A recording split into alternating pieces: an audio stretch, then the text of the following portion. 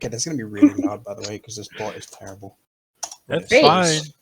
Now we need to drag. Where's Craig bot at? There's one of them. Oh, there we go. Now we have the decent microphone instead of the crappy microphone. There we go. Awesome. It's okay.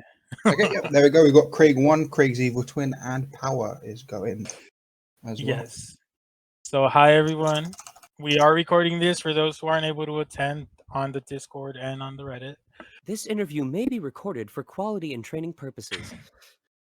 Thank you, Sean. Thank you for for giving us that.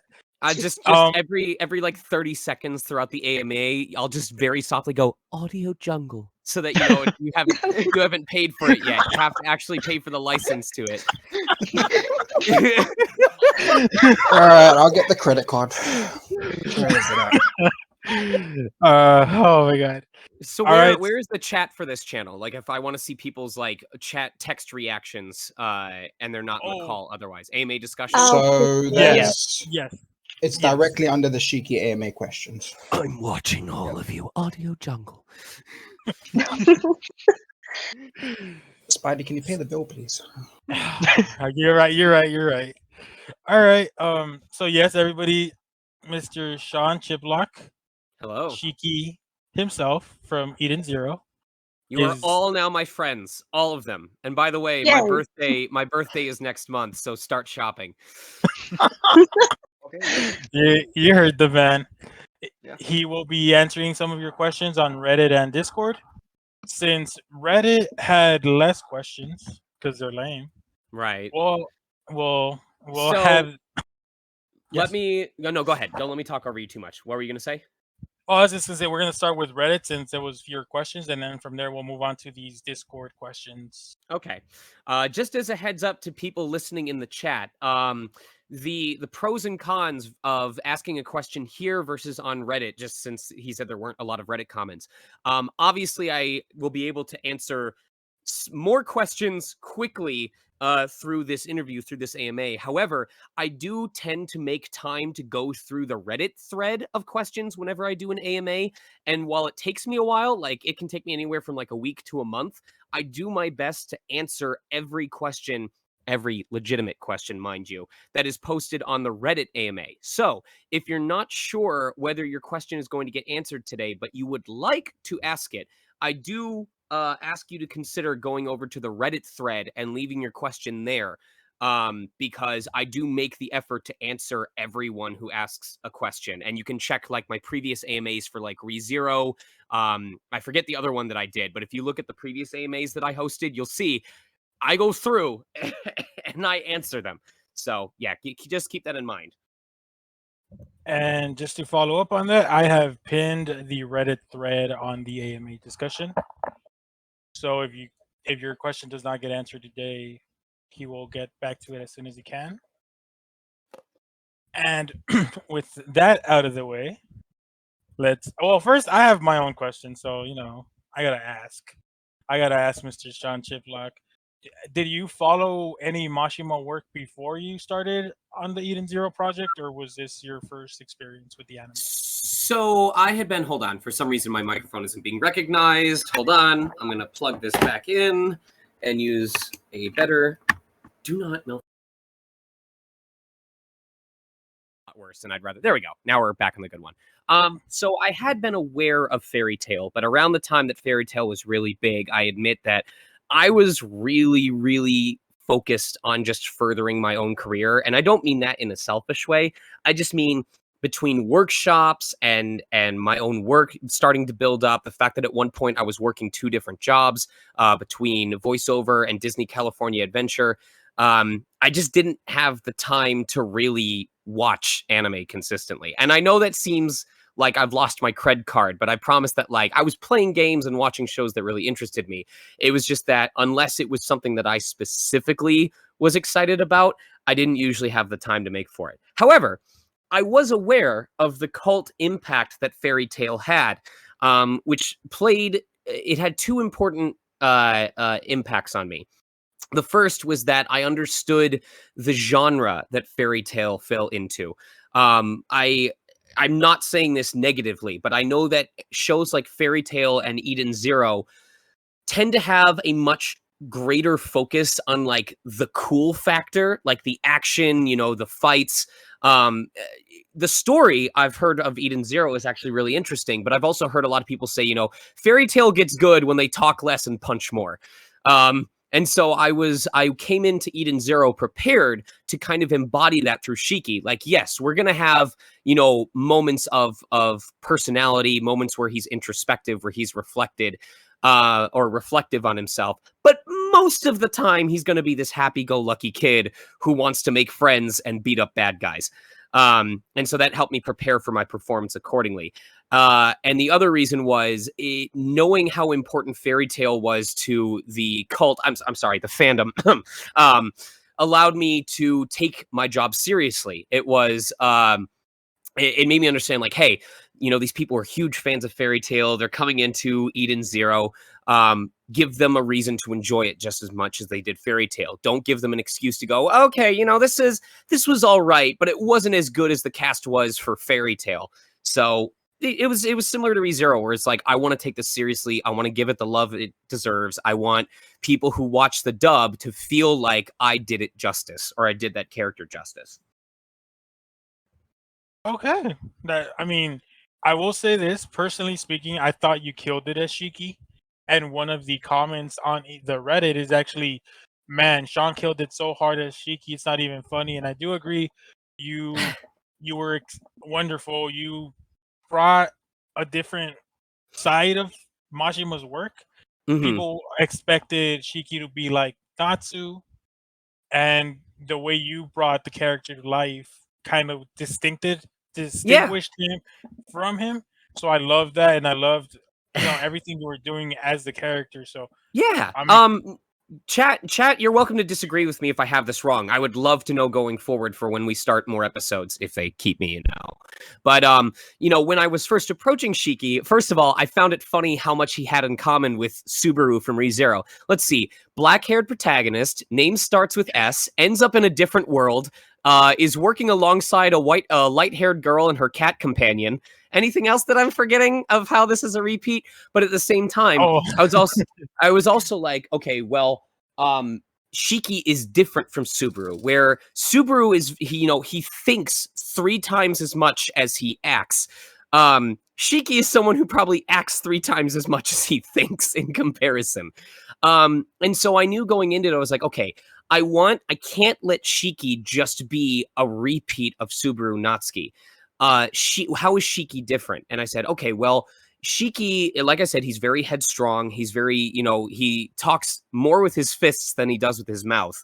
But also, this is the description that I gave him on Twitter.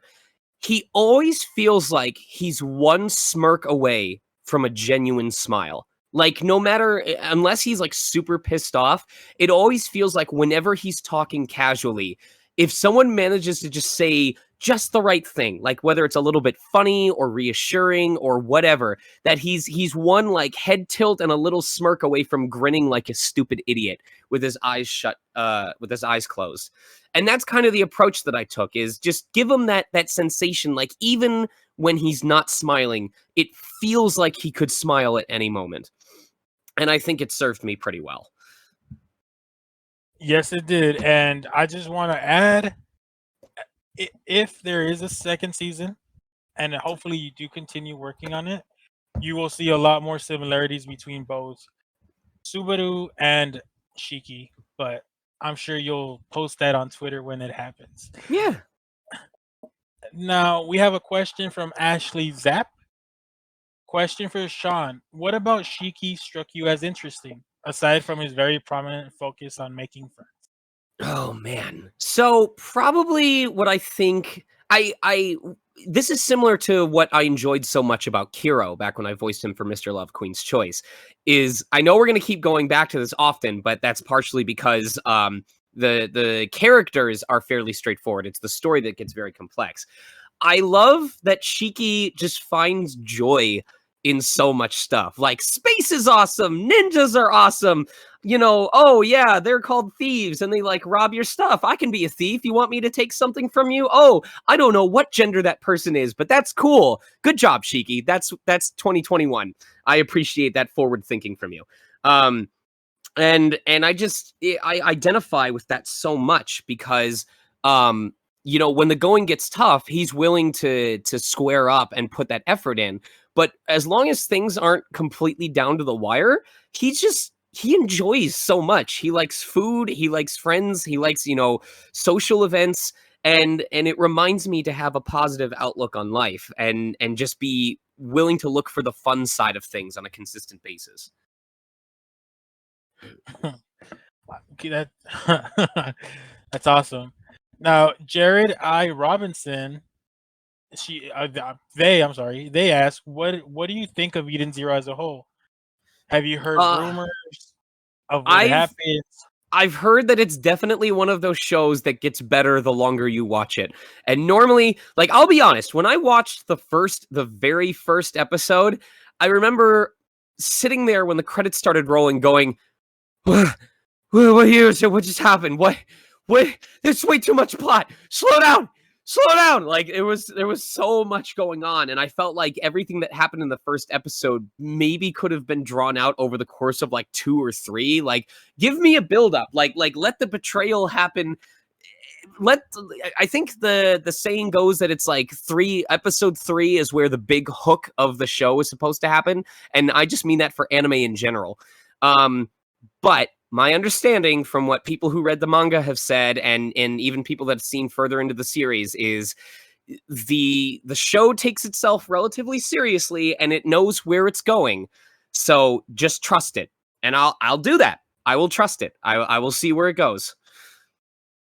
Yes. And that's one of Mashima's, well, it's not, some might see it as a flaw, some might see it as a strength, where his first chapters are always super jam-packed with stuff, and oftentimes those episodes, when they do get adapted, they just put it all in one instead of doing various episodes like you mentioned.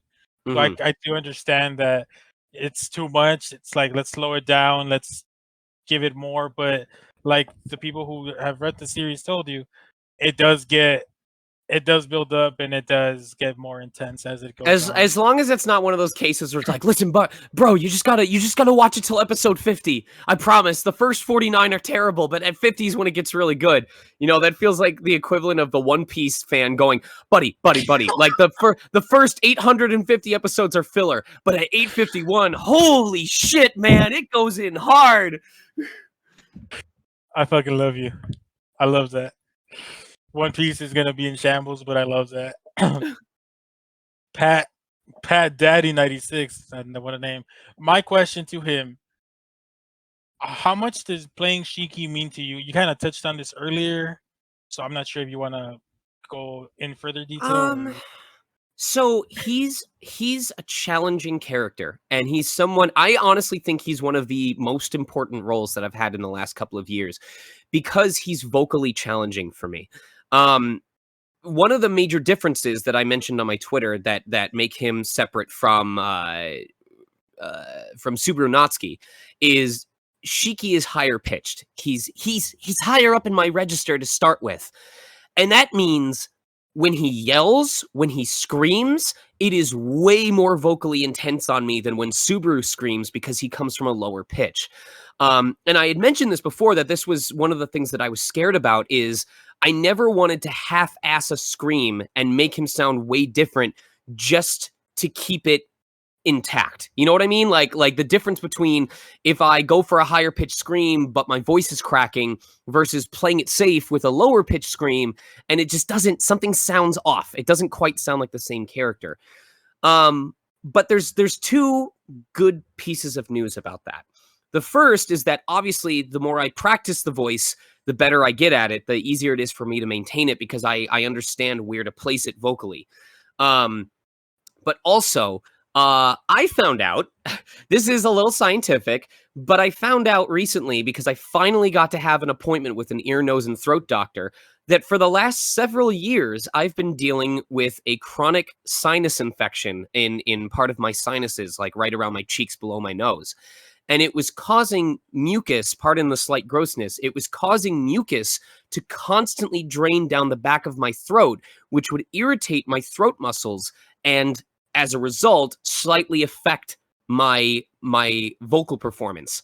Just because since it was irritated, since it would be a little bit bumpy back there, it would affect the noise that came out of my throat and how much my throat got worn out whenever I would do certain types of voices. So they started me on antibiotics, and I can already feel the difference. Like, I had a stream last night where I was talking for 3 hours straight, and I used to do this all the time. I used to go like, I would do that constantly, and I can't even think of a time that I did it last night. So the really, really exciting thing is, think of what I pulled off as Shiki while I still had the sinus infection going. Now imagine what I'll be capable of now that the sinus infection is going away. Like, I'm almost like excited to come back for future episodes, because everything that I did as Shiki in the first season, in the first 12 episodes or 20, I forget how many we did, 12, 24, will now be easier to do because I'm not going to be clearing my throat constantly and dealing with irritation around my vocal cords. So I'm super hyped for that. Okay, that's exciting. And I'm glad that you got that taken care of. But this gets me more excited for season 2 and beyond, because now you'll be able to fully let out those screams. Right? I'm so excited. I'm so excited. I can't wait. Zombie 53 asked, if you had gravity powers, how would you use them? Give myself a dump truck butt. Just make that shit weigh so much. That is every person. I don't care who you are. Every person at some point has been like in the shower or getting changed, and you've done it. You've taken your hands and you've put them underneath your butt cheeks and just tried to see how much you can make them bounce. And for some of us, it's a point of depression. And for some of us, it's like, yeah, it's okay, but I don't know if I really got the badonkadonk. So the first thing chat is going crazy right now. So the first thing that I would do is use those gravity powers to give myself the dumpiest of trucks and just understand what it's like to have a butt that jiggles your entire body when you shake it. So, oh my god, this is culture right here. I'm sorry that threw me for a loop. I know. Anyway, after that, that's a good question. So I imagine I haven't been far enough in this, so feel free to spoil me on this. No. I do know that allows you to affect gravity be lighter, because Shiki does it in order to like adjust his body in order to be able to float and travel in different directions. So I would definitely say I would probably. This sounds really plain, but I would honestly use it to make carrying my luggage and stuff around a lot easier. Like whether it's prints that I'm bringing to a convention, or if I'm bringing cosplay in one of those giant containers. Could you imagine how much of a fan or how much of a friend you would be to convention people if you could offer to like travel with them and then just carry everyone's cosplay containers up to the room so they wouldn't have to do it themselves?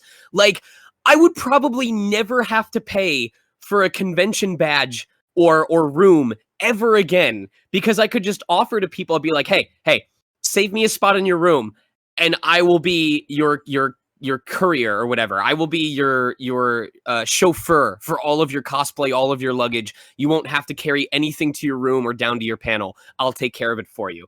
I would save so much money from doing that. So that is definitely my answer. Yeah, you know what? That is actually very genius, because you'd be making money, you'd be getting rooms, and it'd be super convenient for everyone.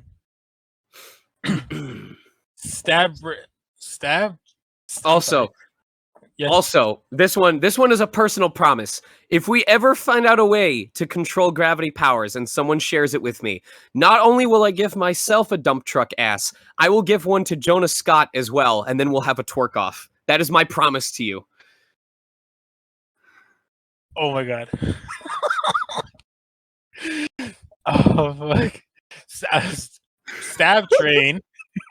Stab Train asks, how did playing Shiki and Eden Zero compare to other roles you've done, like Kai in Guilty Gear, Diluc in Genshin Impact, Was it easier? Was it harder? Mm-hmm. And then So go ahead. Go ahead. Don't finish the question.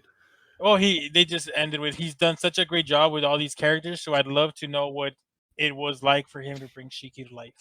So it brings up a good point. And first of all, thank you for the praise of saying it's so interesting how I do all these different characters. Part of what helps is that I will ask myself every time I approach a character, besides the two questions that I will start with is, who does this remind me of? In other words, what do they have in common with other characters that I've played? But then more importantly, what makes them different? So for example, I'll use Kai. We're gonna go off a tangent before coming back. Kai Kiske, I think I'm pronouncing that correctly. Kai Kiske is very much like Reen Schwarzer from Trails of Cold Steel. And so I asked myself, how is he the same? I don't know. Oh, people, I was like, why is chat laughing? Did I pronounce it terribly? No, they're just laughing at my dump truck butt, or my jokes. Anyway, so Kai Kiske is like Reen Schwarzer in that they are, they're very confident, but they're a little nervous about powers that they have access to and how other people will react to them. They're swordsmen. They're very loyal to the people that they trust. They have someone who's a sarcastic asshole that they kind of look up to as both a friend and a rival. So there's a lot that Kai has in common that helped me understand, or that helped me understand his personality. Well, how is he different? Well, he's much more religious than Reen is. He's part of the Holy Order. His attire kind of matches that as well. So he said, okay, how can I bring this sort of religious, I won't just say confidence, but this religious conviction to Kai that Reen doesn't have? And that's how I made him sound different from Reen. I mentioned already previously how I did the difference between between Shiki and Subaru, which is, okay, Shiki is very headstrong like Subaru. He will, fight to the death for his friends. However, he's much more action-oriented than Subaru is. And he tends to talk a lot more with his fists and his powers than he does with his mouth. And so, I mentioned that also, that he's challenging, that he's higher pitched, and that's something where I've got to look after my throat. I have to know if I need to go on vocal rest after a session, because if I wake up and my throat is super groggy, I am not going to be able to perform. I'm just not going to be able to do Shiki to the level that I want to perform him, to the amount of quality that I want to perform him, if I'm not in top form with my throat. And then there was another thing that I wanted to answer, but I'm starting to forget the question. Can you remind me specifically what the question was again? Yes, give me a second. I think I might have misplaced it. They asked, whoa, that was a lot. Was it something like, how do I get into character, or was there a part of it that I missed? Yeah, they were asking, was it easier or harder to find the right tone to give? To find the right tone. Okay. Oh, that's what I meant to bring up. So he was a little bit easier because he's so straightforward. Because when I mentioned before that he always feels like he's super close to doing a stupid, full tooth grin. It's easy to put myself in the headspace for him because he has this natural wonder, this genuine curiosity, this genuine excitement. And then obviously I'll make small adjustments based on the context of the scene. But I do like that Shiki he's not as difficult to understand the foundation of.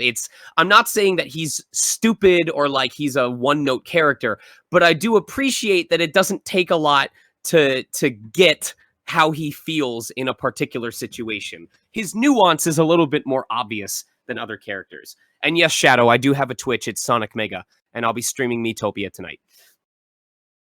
We'll plug that after when we're done. Don't worry. We'll plug your Twitch and your Twitter and your gloriousness. Inferno79 asks, out of all the characters from video games that you voiced, which would you want to see in Super Smash Brothers the most? That's a good question. In video games specifically?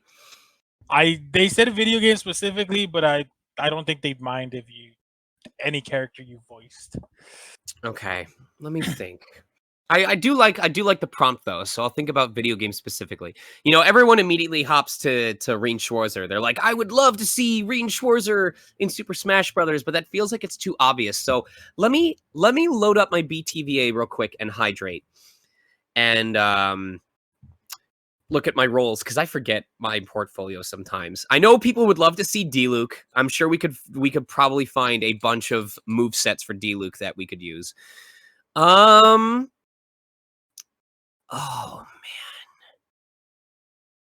I want to say either Kai or they would never put Guido Mista in there. They never would, just because, like, how do you use gun? How would you use gun? Like, Joker only got one use for gun, or he got like 2 uses for guns. One is like an aerial, and one is his neutral special. So I don't know how they would actually put it in. We've already got Pokemon trainers, so we couldn't do Seabold and Nanu, unfortunately.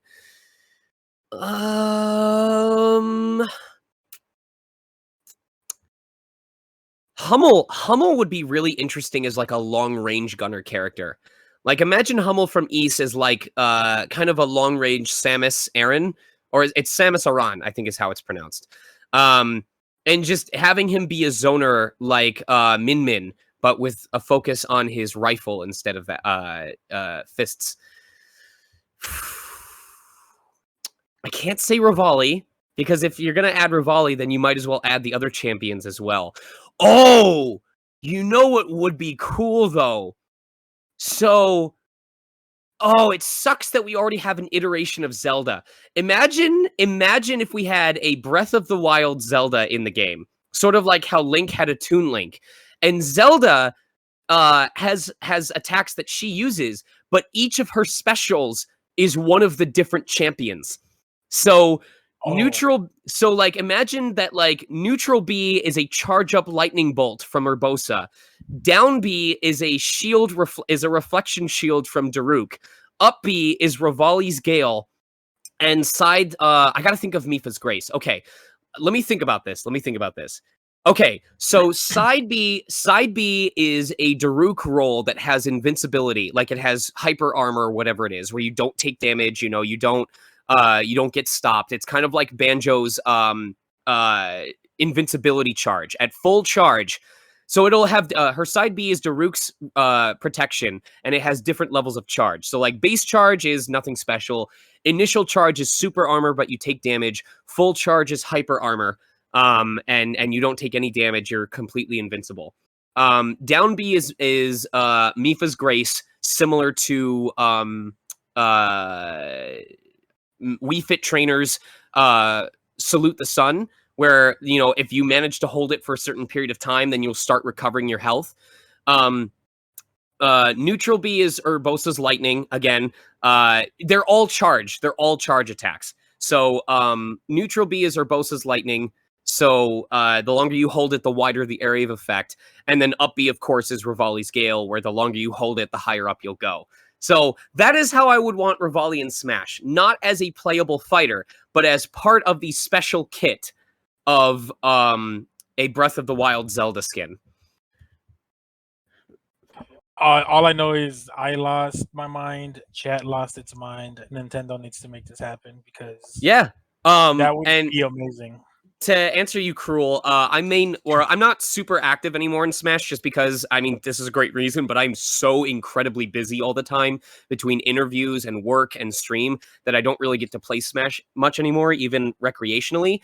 But I solo main Mega Man, and I still believe I'm one of the top 10 in the United States, and then top 3 in California, if not the number 1. So, damn, Cruel, you're saying he's good. Next question. I know Cruel probably loves that question. Wait. Let me find the GIF image real quick. There's a GIF image that some of you may actually recognize. So here's how much of a Mega Man main I was since day one. This is gonna make me laugh so hard. So at the E3 Invitational for Smash Brothers, back before it first came out, let's see, GIF E3 Smash. I hope that it shows up. Come on. I know that it's here. Crash. Maybe I should do invitational. Is that it? Hold on. No, that's a person. That's a person waving it. I'm trying to find it because it's going to be so funny. There's basically a GIF. Yes. Okay. If you search Mega Man GIF, Sean Chiplock, there is an infamous GIF of me at the E3 Invitational, basically just manhandling. That is me. That is straight up me. Just lovingly fondling that Mega Man GIF image. Here, I'll give a. Let's see if that version. No, okay, yeah. So, when I was in the crowd, my friend is like, "Buddy, there's like several thousand people, and there's only like 3 cameras. They're not gonna see you." And I'm like, "I know, but this is funny, and who knows?" And then someone who was watching the Twitch stream, I don't know who you are, but bless your soul, finds this, clips it, makes it into a GIF, and then posts it on Tumblr. So anytime there's hype news in the Mega Man community, at some point this GIF will end up getting shared, and that is that is me, front and center, showing my love for Mega Man. That's amazing. That's amazing. Oh my god. Oh, that's great. I mean, literally, you can't hear it, obviously, but when at the moment that camera was recording me, I know for a fact I was going, "Oh, Mega Man! Like, literally, I was just saying that out loud in case someone could hear me.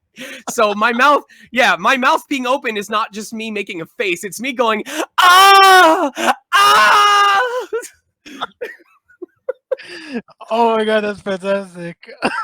Super fighting robot, Mega Man. Oh my god. Oh god. I don't know how do we continue. I'm sorry. Chat's clearly losing their minds, so let me do something else. Itai!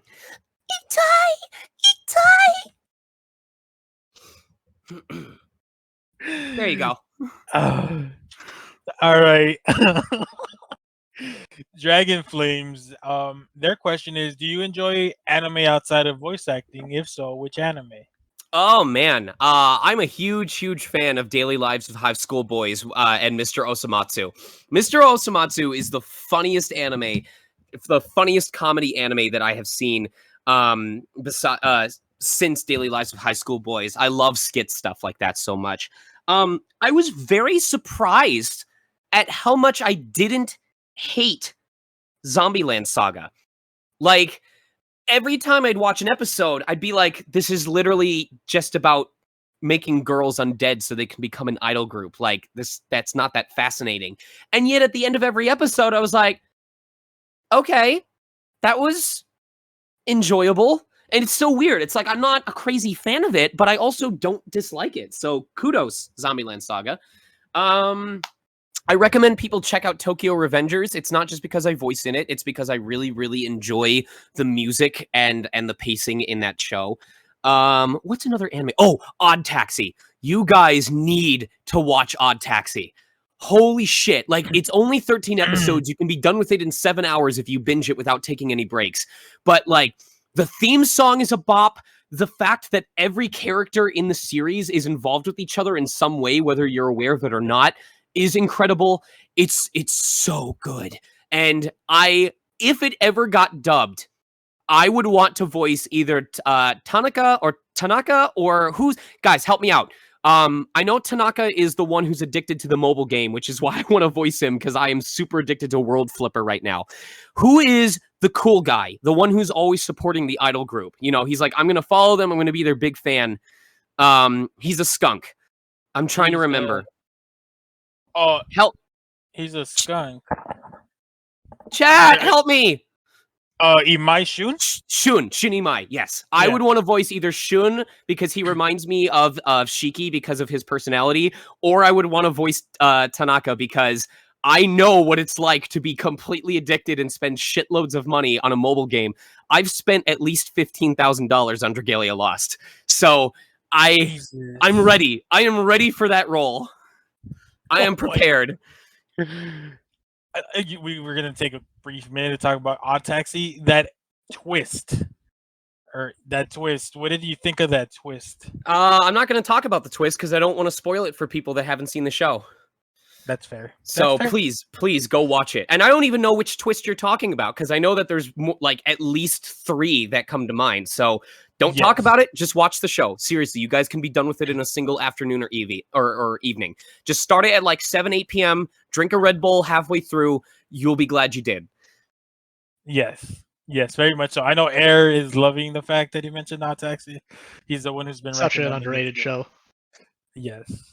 I want to voice act in it so bad. I even if I didn't get Shun or Tanaka, I would be happy with anybody. I could think of I don't know, like after I've seen a show and I really like it, I feel like I understand the characters well enough that I could play any of them or at least give a competitive read. But I would be so happy if I could voice one of those 2. So here's hoping.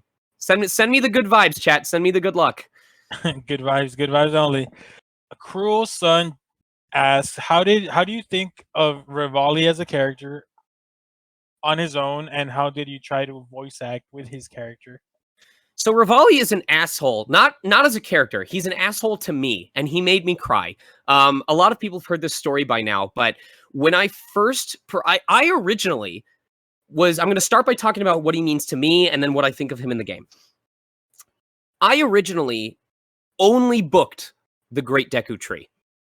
And that's so funny to me because the one role that I would say is my weakest out of the 3 in the game, and the one that 4chan harassed me the most over, where they were like, he sounds like a 30-year-old trying to voice a 3,000-year-old, originally was the only character that I had been cast as.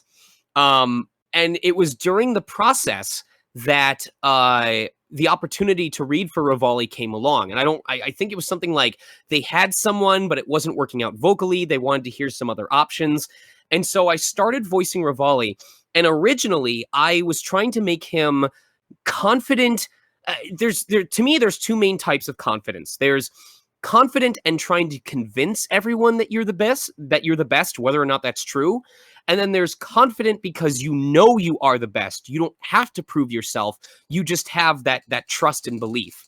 And I was going for the first version, which is, he's trying to convince everyone that he's the best, but that's not the direction that they wanted to take. So they were putting me in a different direction, and it was proving difficult to make the adjustment at first.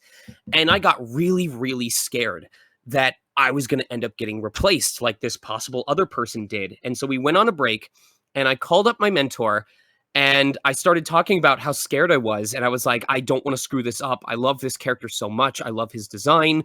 I love his attitude, like his expressions. I want to give him the performance that he deserves. I don't want people to look at this as another CDI example. And I broke down and I started crying because that was how badly I wanted to do this character justice. And it was a really important learning lesson for me. It was a really important lesson in getting out of my head and trusting my director. And if I wasn't sure what I was doing, that I had to be willing to just give up control of my vocal cords and let the director guide me until I felt like I had a better handle on it. So he's a jerk, but I am so glad that a lesson like that happened with something like him rather than a character that perhaps didn't mean as much to me. They're all important to me for different reasons, but I'm talking about like such a monumentally important role given its importance to Nintendo's company. I mean, shit, release day first party launch title for Nintendo Switch. I still can't believe that I'm a part of it. In the game, though, I know that a lot of people say that he's an irredeemable asshole, and I disagree with that. Like, I wish at the time that I had recorded for the main game that I had understood the things that I learned when recording for the DLC. Imagine, because like, look at all the different ways that Revali handles this. He understands that he has been charged with protecting an entire kingdom, an entire region, and more so, protecting the princess who he trusts and respects and admires. If he fails, she dies. That is a huge undertaking. So he's like, okay, I'm going to teach myself a skill that no one else can replicate, so there's no chance of it being used against me. And so he sequesters himself up in the mountains practicing and practicing and practicing and practicing the skill until he has perfected it. Doesn't even go off to town to show off every time he makes an adjustment or an improvement. He refuses to show it off until he is absolutely sure he has completely mastered it, until it is ready to go, that he has earned the right to act as one of Zelda's charges. I think I have it right. I think the charge is the person who's in charge of protecting you, not the person that you are protecting. Anyway, so imagine going through all of that effort to prove yourself and to be worthy of protecting the kingdom, and then having some random no-name show up who has done nothing so far to prove himself, and then almost immediately having him become your superior, when you don't even know if this guy is capable of preventing your princess from getting shot through the head. It makes perfect sense to me now that Revali was the only one of the entire group to be like, nah, fam, I'll trust you when I have a reason to trust you. I think he's the most sensible of the group. Now, we can totally argue for once Link has proven himself that Revali still gives him an attitude. But at least for the first part, when he comes in and everyone's like, yeah, you're part of the gang, we'll all listen to you. And Revali's like, but you haven't done anything yet.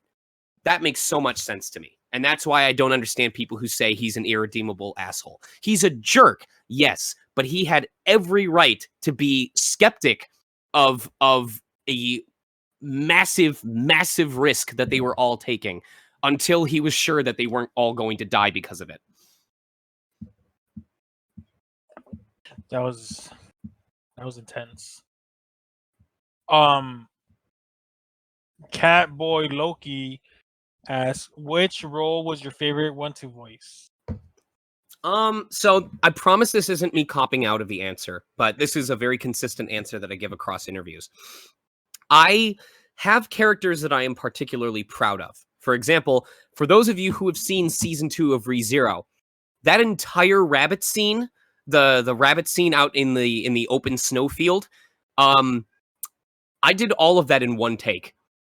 And I'm not saying that to brag. I'm saying, well, it is a little bit of a brag, I guess, but there was only one take of that recorded because we did the scene. I said, let's just chase the scene, see how much of it that I can get, and then we'll come in and pick up any spots that need to be fixed or timed differently. And we ran this through the scene, and the engineer starts going through, and he's like, all right, that fit in. Okay, that worked. Holy shit, that fit too.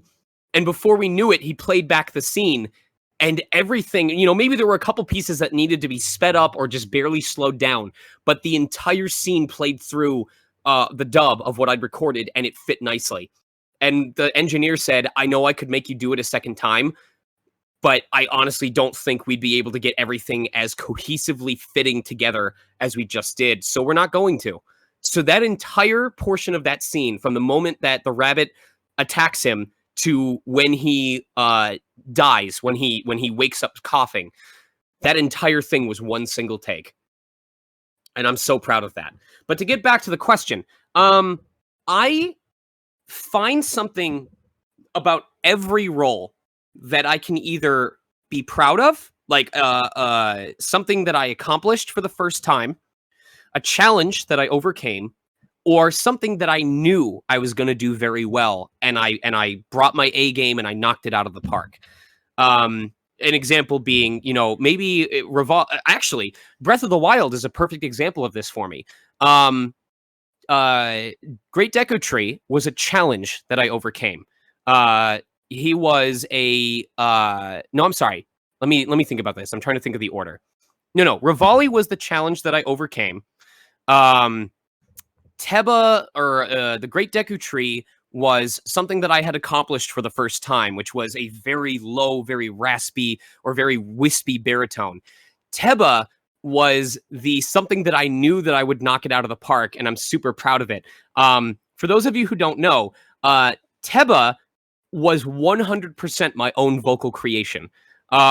When they showed me the sample for Teba, and they said, I immediately said, okay, I know, I have a voice in mind. I know what he sounds like to me. And they said, sure, show us. And for those of you familiar with an animated series called Bedfellows that I voiced both Sheen and Fatigue in, Fatigue is this very angry, you know, always very upset and like yelling person all the time. He's very raspy. He's always mad. And I said, what if I took the anger from Sheen? What if I took his constant outward anger and I made it inward anger instead? And I made it something where he was angry at himself and upset and scared. And that's how I came up with Teba. So I told them, you know, I know what he sounds like. And I did the voice. And they went, yup, works for us. So imagine being in a booth, having the big N show you a character, having the balls to go, hey, Nintendo, sit back. I got this. Doing the voice, and then having Nintendo themselves go, yep, that's him. Stay like that. Like, woo! Forget Dumptruck Ass. That's how you end up with a dump truck ego. You gotta have big cojones for that, because you know Nintendo is very, very protective of their property. Right. So stuff like that. Like, I find something in every role that I can take home with me. You know, with Zank and Fairy Fencer F, I was super proud of just how straightforward I took the character and how, you know, insane I was able to make him sound. For those of you who are fans of AI the Somnium Files, as Pewter, he does an entire monologue about egg yolks. And the director offered to have us split it up into different paragraphs. Like, we'll do one paragraph at a time. And I asked him to just let me run through it. I did that entire monologue in the same take. I just love challenging myself with stuff like that. Hummel was really interesting. Hummel and East was really fun because the very first time I recorded for Hummel, I actually had a very, very, very sore throat. I had just come back from a wedding in a different state, and I think I'd caught something because I was really raspy. Like, when I would talk, it would sound like this, but with super obvious rasp. But it worked out because the rasp made me sound like a 25-year-old Steve Bloom. So I was able to give Hummel this like edgelord, you know, this edgelord quality to his voice, but I didn't have to apply the gravel to my throat because it was already there. And that's why it upset me so much when we had to come back and re-record when they changed a bunch of the lines, because when I came back, I was perfectly healthy. And then I was trying to replicate that performance when it sounded so much better when I was sick. Also, since people are talking about it in chat, I am willing to look into streaming AI the Somnium Files. My schedule is very, very, very full right now, so I don't know when it would happen, but it has been requested of me before, so that's something to keep an eye out for in the future. I have a personal question. Who's your favorite superhero and why is it Spider-Man? No, I'm just kidding. Who is your favorite superhero though? No, you got it right. Okay. I knew it. I mean, it's because Tom Holland is perfect for the role. You know, he's always been. And I don't know. Even though Spider-Man does have superpowers, I know a lot of people who like Batman because he doesn't really have any special powers. He has to use his wits and his gadgets. But I like that Spider-Man, he's probably the most human superhero of the entire group. If we're talking about like the Avengers or a lot of the comics in general. I don't know. It just feels like he's a kid who has superhuman powers, but those powers don't cover for the fact that he's flawed as a human, that he still has the same human struggles. He still has to negotiate his life. You know, you think about people like Captain America or Iron Man, you know, sure, they have human struggles, but they're adults. They're older adults. They basically have this kind of freedom to do what they want to do that Spider-Man doesn't. As an adult, really your only problems you have to deal with are morality problems, or like in our lifespans, like inconveniences, like, oh, my car broke down, or, you know, oh, you know, people are denying COVID science, so now I have to wait to leave my house. But Spider-Man, he's just a kid. He's a teen. He's early 20s in some iterations. He still has to deal with shit like relationships and school and like what he wants to do with his life. And so I like how human he is, even though he has superhuman abilities. If there were a superhero that I ended up getting to voice in the future, I think I would do really well as a Spider-Man, because he's nervous like I am a lot of the time. You know, he gets upset or worried about doing the right thing. You know, he feels an immense sense of obligation at times. I really empathize with him. So I don't know if I could sound young enough to voice Spider-Man, but I do think that if I had to pick a superhero to voice, if it were forced upon me, I think Spider-Man would be the one that I'd have the least trouble with. Well, we agree that Spider-Man is great. I gotta go run an errand, so Marissa will be taking over. Marissa, I gotta go run an errand. I'm gonna go and try and figure out how to control gravity. I'm gonna. The ass must dump. Okay. Hi. Hello. Yeah. Okay. If you could get a chance to voice any other anime character, who would be your choice? By Taichi Regulus. I want to voice that one. The girl. It's the anime with the magical girl who, when she transforms, becomes a super ripped dude. I forget what it's called. I know chat will help me out, because I know it already got a dub. Hunter, not Hunter. Someone give me the name. I know one of you knows it. Come on, we're all degenerates here. Anyway, I don't know. I just think it would be really fun to voice that kind of character and be a magical girl in the process. I'm not going to give any details about this, but I would like to voice in it just to say that I was a part of it because they canceled it. I would want to voice absolutely anybody in Interspecies Reviewers. And now I'm going to just leave that there. All right. What is your favorite part of voice acting? If I were to go out into the street right now and tell people that I'm going to slice a hedgehog in half doing a triple backflip flaming sword strike, first of all, they would probably call the Humane Society and then likely the police. In the booth, a director says, hey, so for this next line, you're about to slice a hedgehog in half while doing a triple backflip flaming sword attack. Also, we're going to pay you $200 an hour to do it. That's the best. That's already the best part of voice acting. Thank you, D. Luke. No, it's this opportunity to explore all of these different worlds, and play all of these different personalities, try all these different characters. Like, to bring back Zank as an example. In Fairy Fencer F, the first time that you meet Zank, who is a bloodthirsty, crazy psychopath, he is trying to get a grandfather and his granddaughter to fight each other to the death for his amusement. The grandfather refuses, and because he feels so afraid that he's going to be forced into this, he commits suicide. I wish I was making this up. This is what happens in the first scene that you meet Zank. And Zank goes, "You ruined my fun." And then he orders his guards, he says, take the grandfather and chop him up into pieces because I'm going to force feed them to his granddaughter to get my revenge for him ruining my fun. I had to voice act that scene. So it's just stuff like that you get to go all over the place with that kind of thing. You know, I hate to say this, but one of the big scenes in ReZero, it can even help with like emotional closure. One of the big scenes in ReZero involves Subaru going into a dreamlike state, and he ends up having a heart-to-heart conversation with both of his parents. And it's basically the nuance of the conversation is he's treating it as though this is his final goodbye. Like, he doesn't know if he'll ever get to see them again. Well, for me, performing that scene meant saying goodbye to my mom for a second time, like my real life mother, because she died when I was a freshman in high school. And it was practice for saying goodbye to my dad when he finally ends up dying. So on both halves of that scene, I had to put myself in this emotional place where I had to be like, okay, this is what it's going to be like to tell my parents, you know, how much I love them and how much I'm going to miss them, and then to say goodbye forever.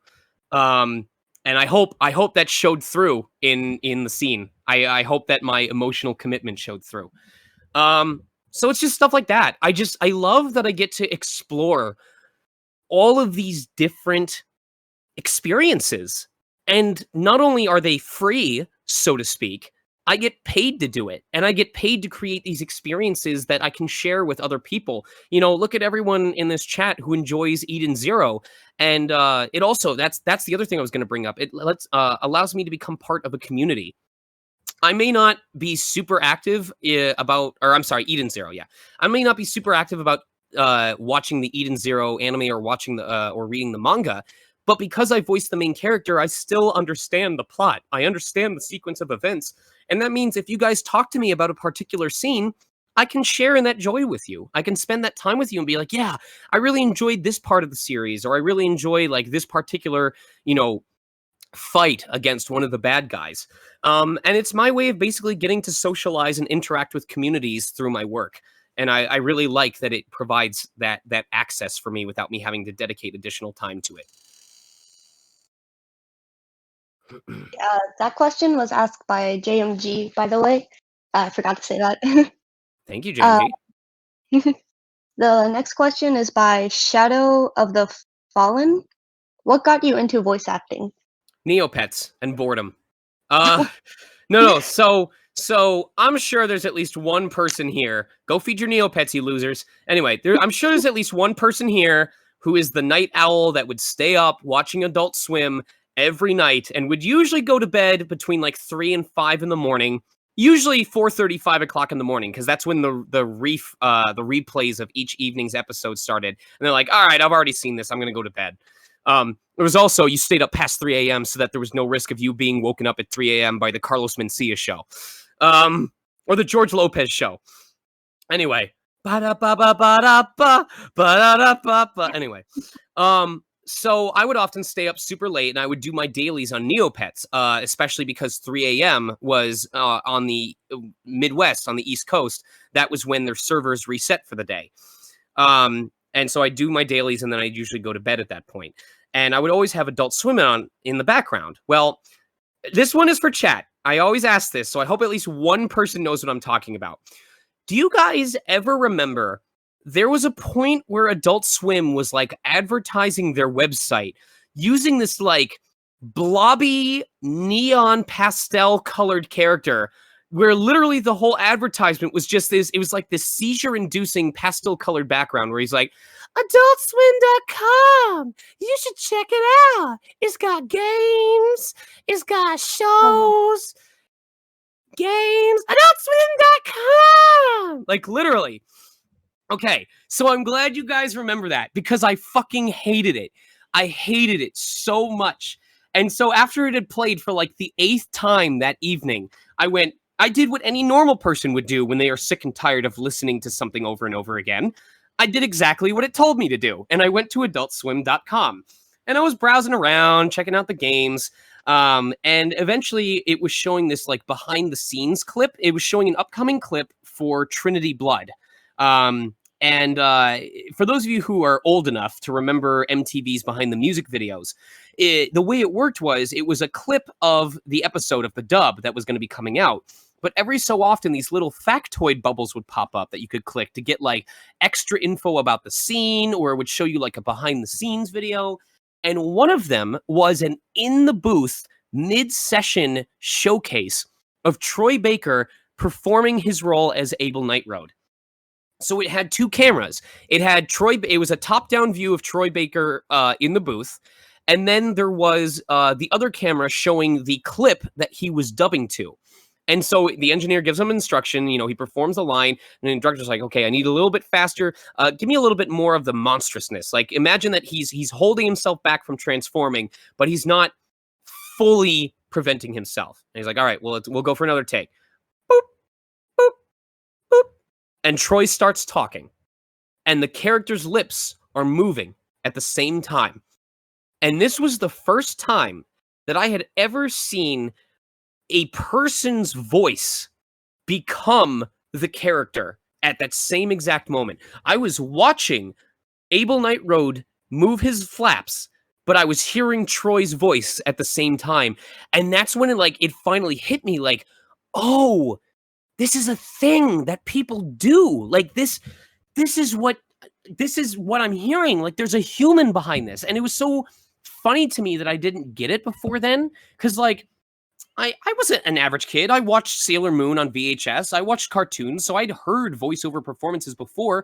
Hell, my brother and I used to come up with voices for characters when we would play our Nintendo 64 games. We would live dub the dialogue in the scenes when we played together. But until that moment, I had not understood. It's so stupid to bring up now, but I couldn't conceptualize that there was an actual person in the booth doing those voices. And so from that moment, I was like, I don't know what this is. I don't know how this process works, but I want to be a part of this. I will do whatever I have to do to become a part of this. And I ended up getting like a really cheap microphone off of Amazon. It was like a Dynex desktop microphone. It was like 1 penny plus $3 shipping or something like that. And at the very start of 2007, I started voice acting. I just started practicing whatever I could get my hands on. I offered my services for Newgrounds animations back during the day. I just wanted to do it nonstop.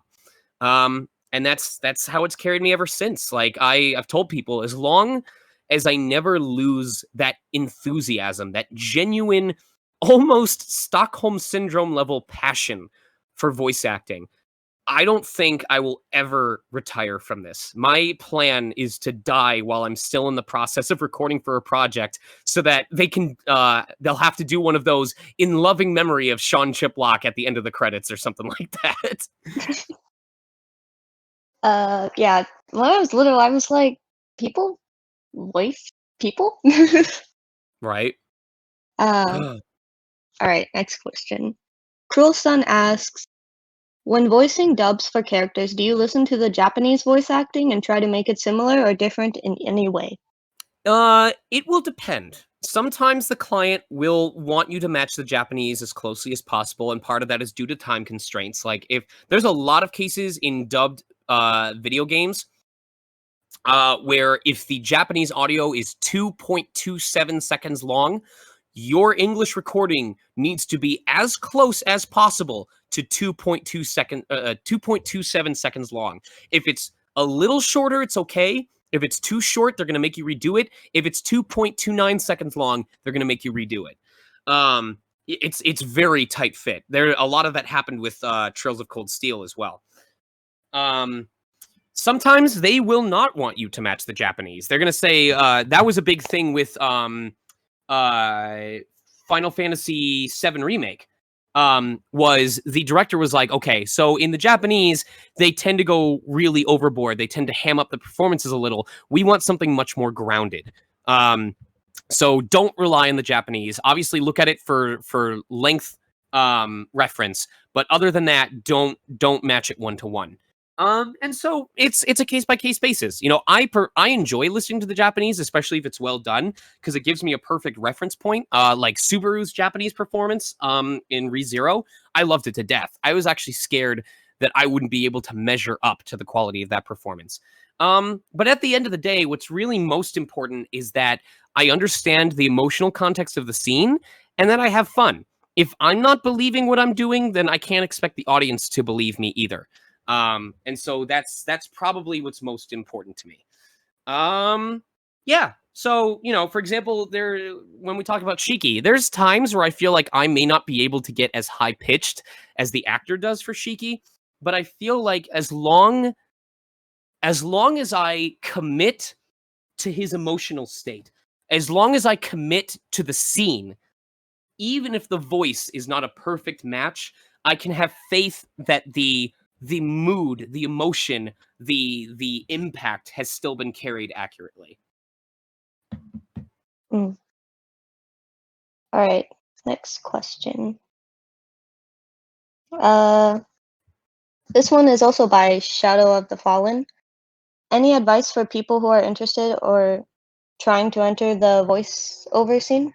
Oh, there's a whole bunch of different answers I can give to that because it depends on where you're located. It depends on how much prior experience you have in voice acting. It depends on what you want to do with it. So the three links that I give everybody, because no matter how far along you are in the process, I feel like everyone can make use of these three. And I want chat to type it out so that I know that you're listening to me. The first link is anyone that wants to get into voice acting should go to iwanttobeavoiceactor.com. Exactly how it sounds. iwanttobeavoiceactor.com. It is a blog site written by D. Bradley Baker, who is the single-handed guru of creature voices in the industry. Like, you think of Mel Blanc and Looney Tunes, that's what D. Bradley Baker is to creature voices. Check out his BTVA sometime. You will not believe how much shit this guy has been in because he can voice creatures so well. I did a workshop with him. The man is a monster, and no pun intended. His ability to perform creature voices on the spot and not hurt his throat is ridiculous. He's a god. Anyway, he has written about every facet of the industry that you can possibly think of. And the very first thing that I tell people to do is go to that site, make yourself some tea, order some food, and just read every single post, every single blog entry on that site. Even if you only retain half of what you read, you will be in a much better position than most of your peers because you're going to be asking a lot fewer questions. And you're going to be able to use all of that time to actually practice and prepare instead. Because you got a lot of the learning out of the way. You're always going to be learning, no matter how far into this industry you get. But the stronger a foundation of knowledge that you have going into the craft, the less you'll have to spend time figuring things out rather than just practicing. The second link is voiceactingmastery.com. voiceactingmastery.com. That is a workshop / pod. Excuse me, talking a lot. It's a workshop / podcast series from Crispin Freeman, who you guys may remember as Alucard from Hellsing. I think I have that right. And I think he was also one of the Uchihas. Maybe he was Itachi in Naruto. I don't remember. Anyway, so this dude has been in the craft for a long time. He was one of the first people that I took workshops with consistently when I moved out to California. And I owe a lot of thanks to him for helping me get past my amateur stage and start like being able to break down characters into archetypes. But the reason why I want people to listen to the podcast is because he interviews a whole bunch of different voice actors and asks a lot of questions regarding like how they got started, where they started finding success, how they made their connections. And I think what's really important for people to do is listen to all of these different ways that voice actors found their footing. And the reason for that is no one's path is going to be exactly the same. Everyone's path is going to be different, whether you have family members who are in the business, or maybe you lucked out and managed to be like the star child who ended up on a Disney project and you got railroaded into it from there. Or maybe you went to a workshop and you managed to massively impress the person hosting the workshop and they kept you around, which is how I got my agent with SBV Talent. What's important is to listen to all of these different stories of people who achieved what you want to achieve for yourself, and find a story that resonates with you. Find someone who's like, oh, they're from the same state that I'm from, and they moved out here, or, oh, they grew up on these same video games that I did, or they're really interested in this type of character just like I am. Because if you can find someone who inspires you through familiarity, that could give you a massive leg up on figuring out what your next steps should be. So like, if you're like, oh, this person's from the same state that I am. Okay, they did this after they finished high school or after they finished college. Okay, I'll look into that. I'll see if that works for me too. And again, it falls back into the less guesswork that you have to do, the more time and effort you can spend on planning and following the footsteps of those who came before you and succeeded. A lot of people avoid making progress in life because they're scared. They're scared of failing. They're scared of doing the wrong thing. They're scared of not even necessarily of failing, but of doing the wrong thing for years and not realizing it until they've already wasted years Is my thing still going? Are you guys still able to hear me, or am I cutting in and out? Back. Okay. Anyway, so yeah, I feel like the more confident you are, the less scared you are, the more like you feel the easier it will be for you to make decisions accordingly. And then the third one is voiceovervoiceactor.com. Voiceovervoiceactor.com. And that is a vocal warm-up, vocal blog site, and book series by Yuri Lowenthal and Tara Platt. Yuri Lowenthal, what is there to say, dude? Like, the man has voiced Marth in various iterations. He's been Spider-Man at one point, so he clearly knows like the ins and outs of the industry.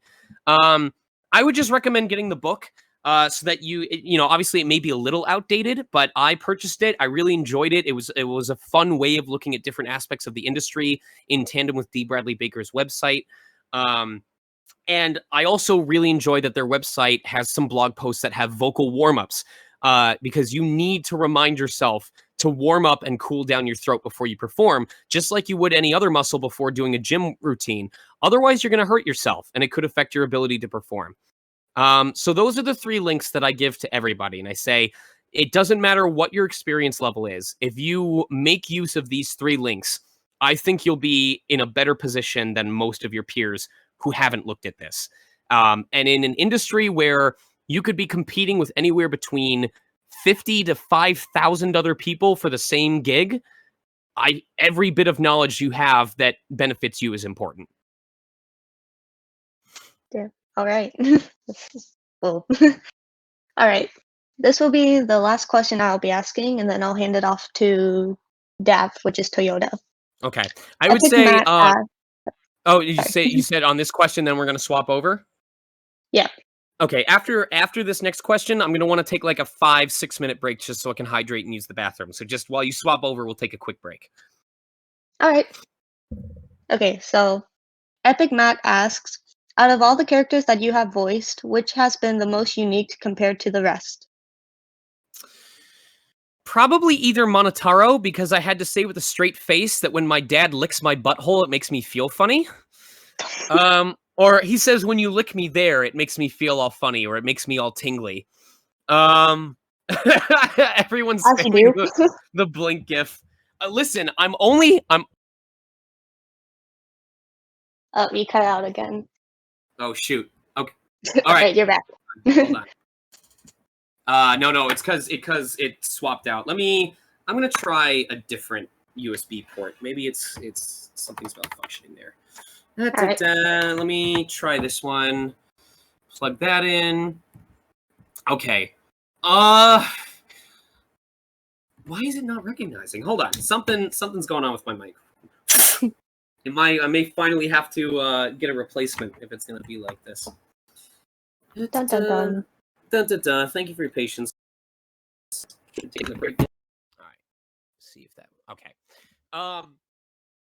So I'll just be straightforward about this. This is being recorded. All right.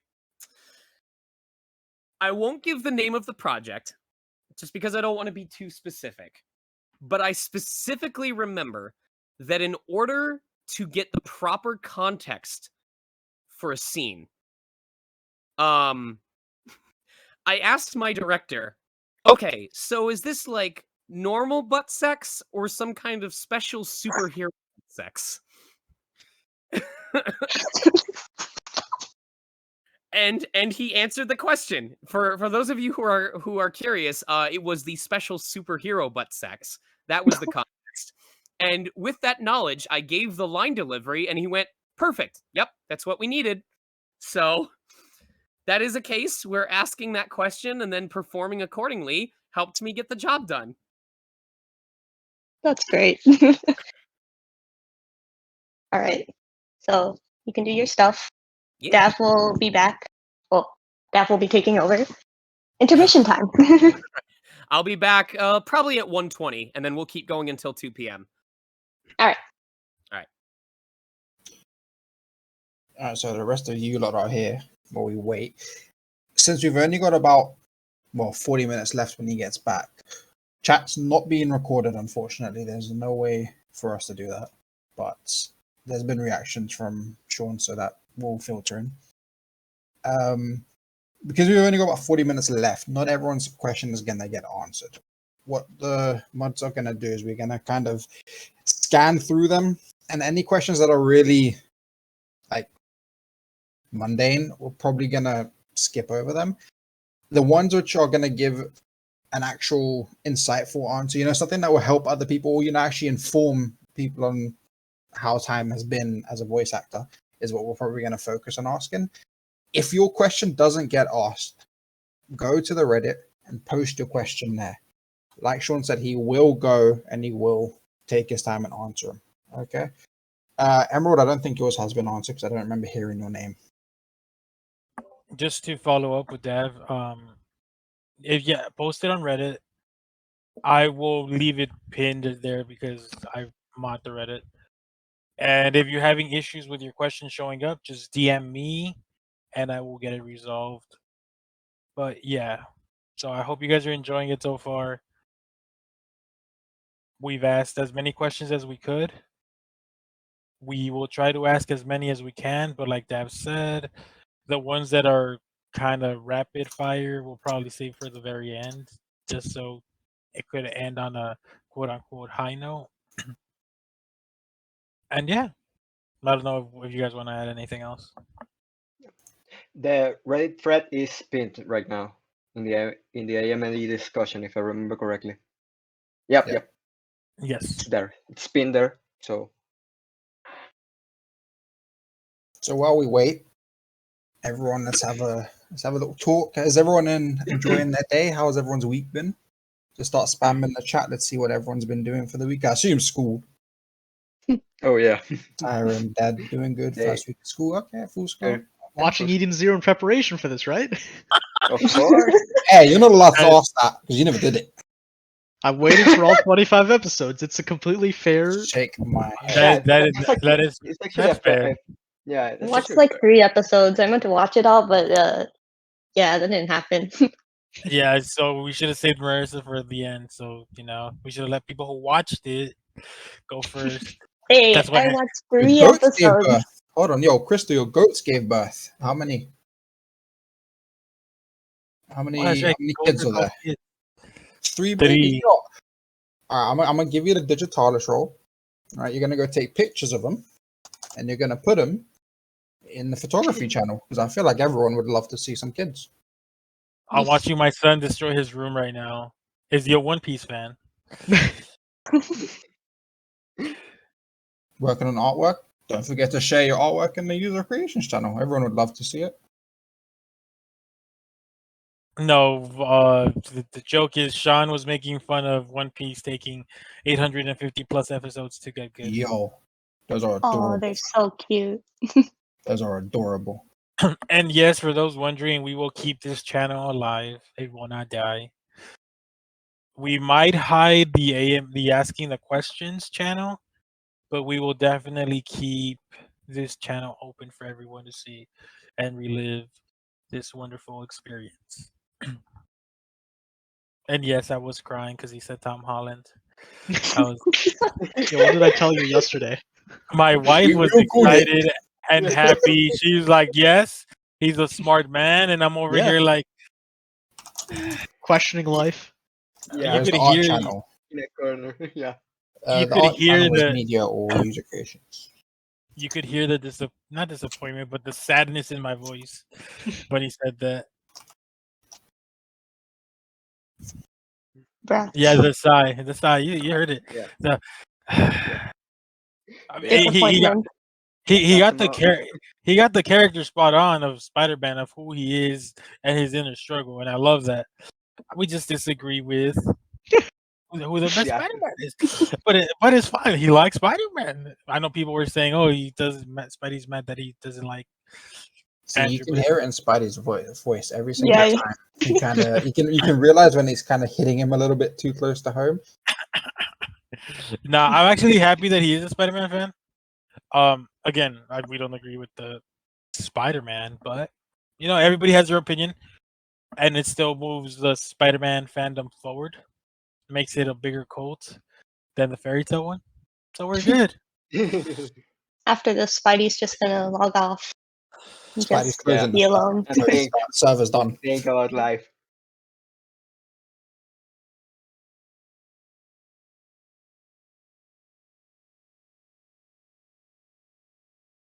Yes, I'm pitting that just because.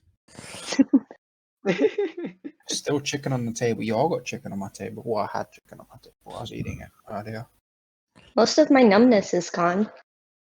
Oh yeah, Oh, that's that's good. good. That's good. That's good. Everyone shout at Marissa for having a numb mouth. You can ask her the reason why as well. Yeah. Great.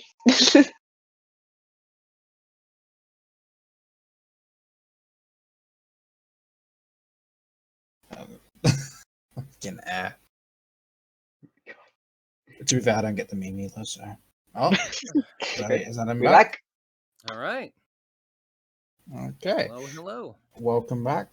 Welcome back. Right. So we'll get right into it. Hopefully you had a nice little break there. If you didn't, well, that's unfortunate. Now, just quickly, I want to say a big thanks from all the Genshin players, especially the people who have your character, Dilek. Thank you for giving us permission to use an umbrella when it rains. Because every time it rains, all we hear is, I don't need an umbrella, but you can use one if you like. Oh yeah. Every single time. And I'm like, he doesn't have like various different lines that he can say, and no, he does. It's just that one raining line because I hear it every time, and I'm like, I love how he always gives the permission. Like I need it. Oh no. So, just to go into the questions now, we got a question from Queen of the Cookie Dough. You kind of touched on that when you were younger. You and your brother were pretending to be voice actors. When did you start taking voice acting seriously? How old were you when you actually started the voice acting? It was at the moment that I discovered that thing with Troy Baker and Abel Nightroad, which it was halfway through my junior year of high school. So it was before I went to college, and it did impact my focus. It allowed me to have an idea of what I wanted to do going into college. But yeah, so that was basically the same time. Like as soon as I understood what voice acting was for the first time, I was like, okay, I want to be part of this. You know, I'm going to do what I have to do in order to make this work for me. I'm going to take this seriously. Yeah, so it was pretty straightforward in regards to that. Okay. So it was very simple that you knew exactly what you wanted to do as soon as that happened. As soon as I found it, I knew I wanted to do it more often. So okay. Now, Cruel Son, again, this dude talks too much. He asks, when you're voicing foreign characters like Mister, do you try and give him a foreign touch? And if so, how do you do that? like a foreign accent? Yes, I'd suppose so. Absolutely not. Not unless they request it. Like I know that I think during the first arc of JoJo's Bizarre Adventure, they did attempt to give everyone like a British or authentic accent, and my understanding is it it's a love-hate relationship with how that turned out. So even though they were located in Italy for Golden Wind, they did not have us do Italian accents. Like the closest that we came to is whenever we said like an Italian phrase, like if we said it me dispiace or something like that, they would ask us to pronounce it the way it would be pronounced in Italian. But other than that, we didn't go full blown with the accents, and I don't mind that. Especially if I'm spending more time trying to do an accent correctly, then I'm not spending time focusing on the character performance and playing something believable. So I don't know. Maybe my answer to that question should be something like, "Oh yes, I will. I can do accents professionally. I can do it nonstop because I'm a professional." But I'm gonna just be honest and say I will only do accents if I feel it's fitting for the character and if it's specifically requested. Otherwise, I'm gonna just go with my natural accent, which I know how to navigate best. Okay, it makes a lot of sense. I guess there's no reason to try and delve too deep into something that you aren't exactly the most experienced in, especially Right. with more accents. Right. Now, considering the last couple years that we've had, with all of COVID and everything, and of how not just the anime industry, also movie, television, media overall was affected, many voice actors spoke about their how the COVID pandemic affected their job as a voice actor. Many of them were saying how they were recording from their bathroom, their kitchen, their garage, because the acoustics were better, and then they would obviously send the voice files in. Were you affected in any way like that? I was absolutely affected, but not in the way that people think. So I highly, highly recommend that you guys look up an article. I think it's called Creating During COVID. I'm going to give a lot of the same answers here in this interview, but I heavily request that you guys look up an article called Creating During COVID, an interview that I did regarding the COVID impact. Because I talk about my unique experience, but I also make a point of bringing up that my experience was not common and that I lucked out majorly. So you are correct in that. So what happened initially with COVID was for the first month, everything just completely shut down. And this was back when they were like, okay, well, we'll give this a month to go away and then we'll all return to normal. So we just straight up didn't have work. You know, I had some freelance stuff that I did from home, but I had no studio sessions at all. That is also the month, in case you might remember, March 19th of 2021, or of 2020. God, oh my God, that was 2020. What happened? What happened in 2020? Where did that year go? Fuck! For some reason, I thought COVID started in March of this year. Didn't it? Wait, did it? I don't remember anymore. It's been almost 2 years. Wait. When COVID? No. Okay, you guys are tripping me out. COVID was recognized in 2019, but it was around March of 2020 that all the lockdowns started happening, right? Many countries started lockdown between February to April, and basically from April onwards is when. Oh my God. Okay, congratulations. You guys just witnessed the very first experience of me actually understanding how 2020 didn't exist.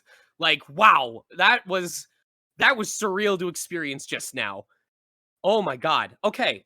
Anyway, so for that first month, in case you might remember, March 19th of 2020 is when the lockdowns happened for a lot of places and when California went completely under lock and key for a full month.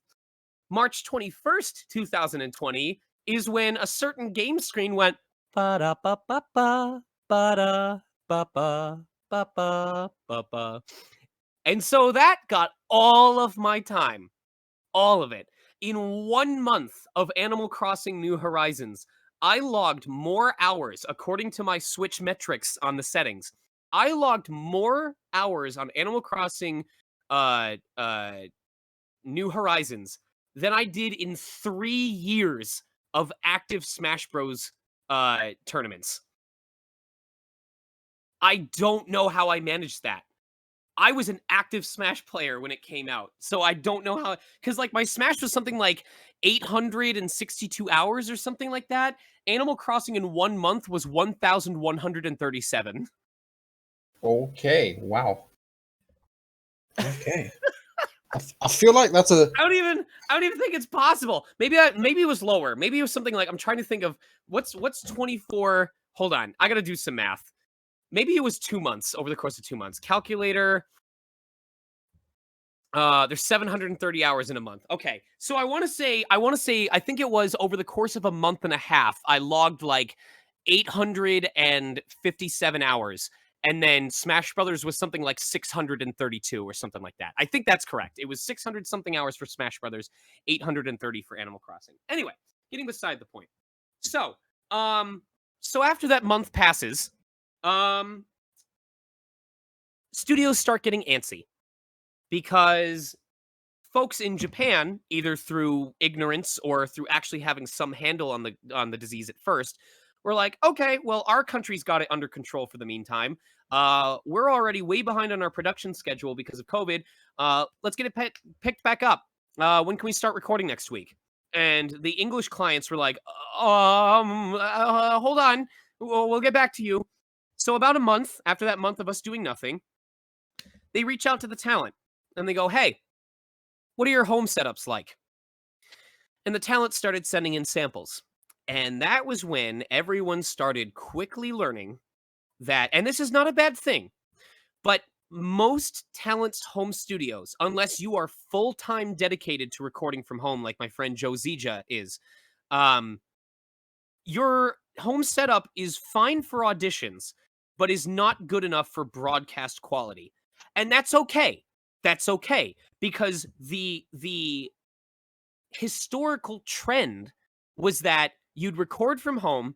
If you booked the gig, you'd go into the studio and you'd be on their equipment and you would just work from there. In fact, there were even some articles talking about how, like, if your home studio quality was too good, it could hurt your ability to audition and get booked because for some reason, like, some clients, like, they account for worse quality when they get home auditions. So they're like, okay, well, that sounded a little weird, but that's probably just their home studio. You know, it'll be different when we get them in the booth.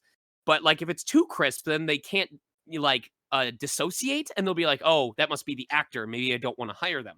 So for some weird reason, um, it was acceptable to have a less than stellar home studio quality. You just need to be able to record at a decent quality.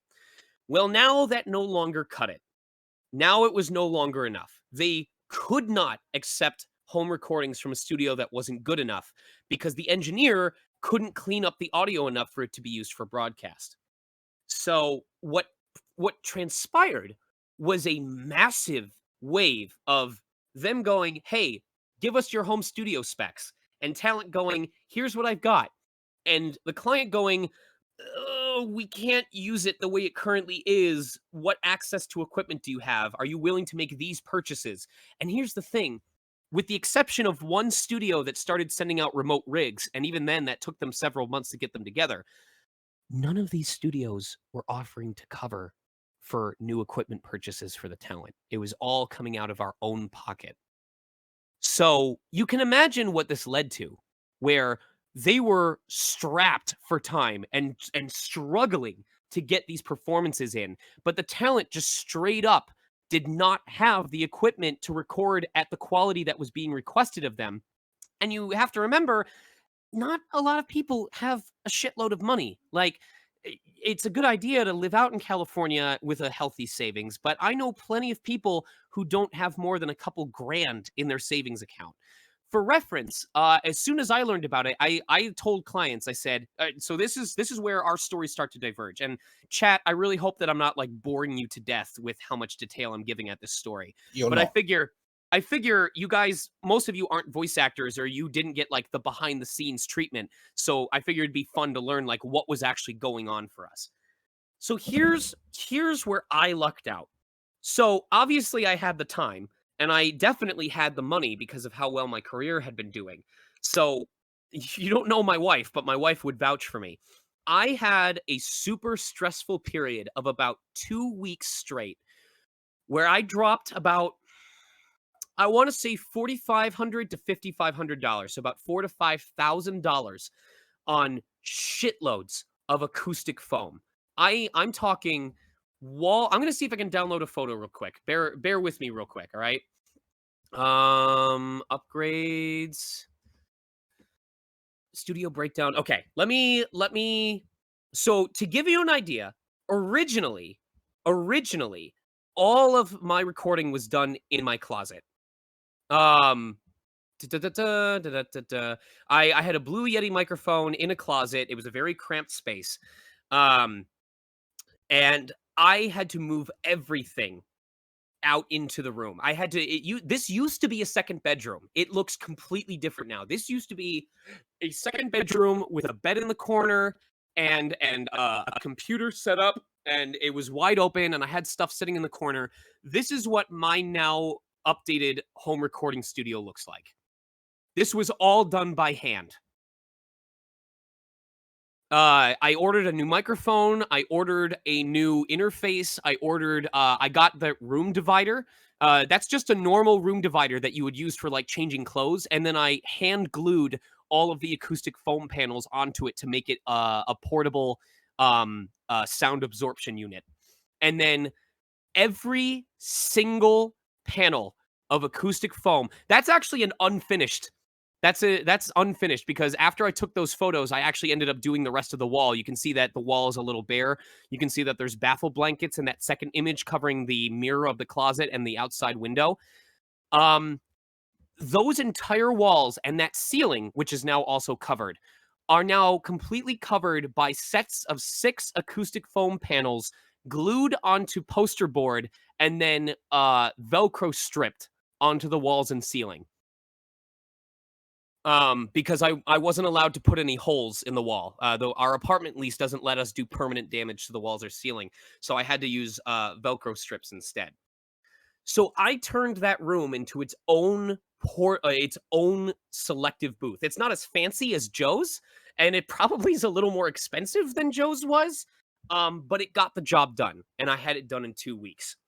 So as soon as I had it finished, and by the way, I hurt myself twice during that. When I was trying to detach one of the older microphone windscreens, it got stuck on the nut or whatever it was, and before I was able to get it off, I ripped my palm skin open, like the upper layer. It was completely exposed to the lower layer of skin that was still growing in. And then while trying to, this was me being stupid, but while trying to unjam a piece of equipment using 1/2 of a scissor blade, it scraped out and chopped off the top portion of my cuticle. It recovered, it healed, but it took off, like, I would say 2 millimeters of the skin. And it was super sensitive for a while. Anyway, so I got that done, and I reached out to the clients and I said, hey, I think I got everything taken care of. Here's some screaming samples. In fact, I might be able to send you guys the file. So this is some of the fun stuff that we can do on like a live AMA, is I can actually like show files and images instead of just talking about them. Sean Chiplock booth samples. Okay, here was the first sample recording that I did after I got into after I upgraded everything. This was a whisper, a normal talking, and a scream sample. One of the images that I sent up there, you can see I've got a little preamp, that little interface thing with all the knobs that allows me to further adjust the sensitivity of the microphone rather than what's on the microphone itself, which you guys might be familiar with if you've ever used a Blue Yeti. So that is what I sent out to clients. And as you might imagine, sounds pretty freaking good, you know? I can whisper clearly, I can talk at a normal volume, and the screams aren't peaking out. So as soon as I sent that and the clients were like, yep, we can work with that, the work started coming in. And oh my fucking God, did it start coming in. Because you have to imagine, less than 2 weeks after they were scrambling to get people with recordable home studios, I was ready to go. I was able to record, and a lot of my clients already trusted me because they've had me play different roles in the past. They know that I have a wide range. So as soon as they knew that I was capable of working, I think it would be crazy to not think that some of that work was just from being available and good enough. And I'm not even going to hold that against them because I like working. So I worked more during the pandemic than I did before the pandemic started. And it's been like one of the biggest silver linings because I didn't have to commute to the city. I was able to fit in more sessions because I wasn't wasting an hour either way driving there and back. My home studio was there. I could switch immediately over to doing auditions when I was finished. My productivity shot through the roof, and it paid off in spades. So that's why I feel bad, because I don't think that was the common answer. I think a lot of talent suffered and may continue to suffer just because they don't have the finances to make those kinds of upgrades to their home studio. But I could, and it paid off massively for me. I'm just saying this as a matter of fact. The ReZero video game, Prophecy of the Throne, because that was a video game rather than an anime, it paid the video game rate, which is now $250 an hour with a 2-hour minimum, instead of anime, which only pays $75 an hour. I was also the main character of a fully voiced or a thoroughly voiced visual novel video game. That one game project paid for my hybrid car replacement in full. In full. Like the day that I got it, I wrote them a check for the value of the car and I walked off the lot with it fully paid off. It wasn't super fancy. I got like a 2017 Prius Prime because I wanted to get a hybrid car. So it wasn't like I got a top of the line brand new hybrid electric vehicle. But it was the fact that I was able to just afford that because of all the work I was doing during the pandemic. So where does that lead to? This has been a very long answer, and I'm sorry to take up so much of the remaining time. So right now, we're kind of at the point where California has been active or proactive enough about COVID health that now it's easier for people to come into the studio. I've definitely been going into the studio more frequently.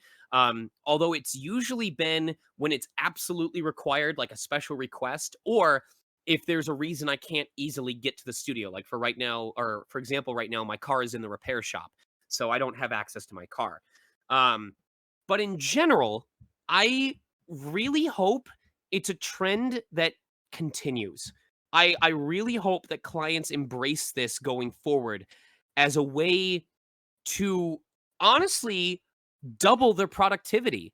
Because if they have talent recording from home rather than using up one of the studio booths, then as long as they have enough directors or engineers, they can just use the studio booth for another talent instead. They can get even more work done in the same workday. Um, and I'm sure that there's talent that may have a harder time commuting to the city. For me, like I live in Southern California, like south of the city. The average temperature down here, even on a hot day, is like 80, 85 degrees versus like 102, 105 degrees in Burbank. It's a significant difference. And so I just really like having that option. I get to spend more time with my wife. You know, I get to set up my workday. It's been really relaxing. But I know that not all talent have that luxury, and I know that even now, I can think of a few people that deserve to be working more often than they are, but they're not because they don't have the space. Like their apartment either doesn't allow for it, or more likely they just don't have the money to make it happen. And so I feel bad, and I just try to be very humble and very grateful. I call it future proofing. You know, I tell people I work hard and I stockpile this money so that when the bad times happen, I am prepared or at least able to take care of them as quickly as possible. And this was a perfect example of that. It sucked. It was really stressful, but I was able to take care of it right away. And now it's even helping itself, you know, in the time that I've worked since then, the money that I've made, the client relationships that I've built. Um, if they reached out to me next month and said, "Hey, we've been fine with your home studio, but we'd really like something more professional. We want you to get like this $2,000 microphone, this $9,000 home," because they have like those specific vocal booths that like you build from scratch.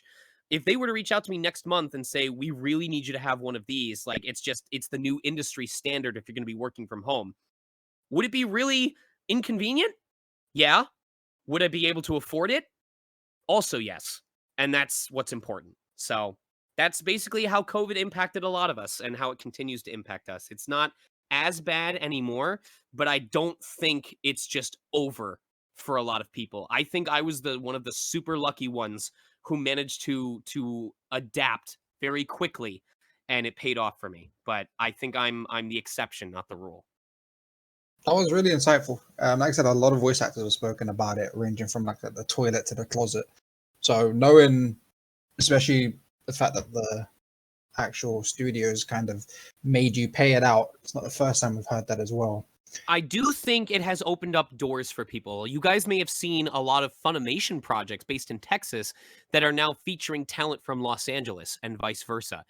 So as sucky as it has been, I am grateful that it opened up the doorway for remote talent, for remote recording, and it enabled opportunities for a lot of people who otherwise may not have had any chance whatsoever, who may not even live local to Los Angeles or to Texas, but have a good enough investment in a home studio that they can take part anyway. And that is, I think, one of the next big growths of the industry that is going to provide opportunity to a lot more people going forward in the next era. Okay, I'm going to pass you over to Gon so you can have a crack at a question or two, since we're running out of time. Sure. I'm so sorry, you guys, that I used up so much time on No, that question. don't apologize, because No, it's no. nice. Yeah. It's better to have these in-depth answers than just short ones. Okay. Well, it's now my turn. Well, now let's start. Sure. This question by Neponen. Do you talk in any anime communities as an anonymous, person like the rest of us? Like, this is a good question. Making sure I understand. You're asking if I take part in any anime communities like discussion boards, whether anonymous Yeah. or not. Yeah. Do you?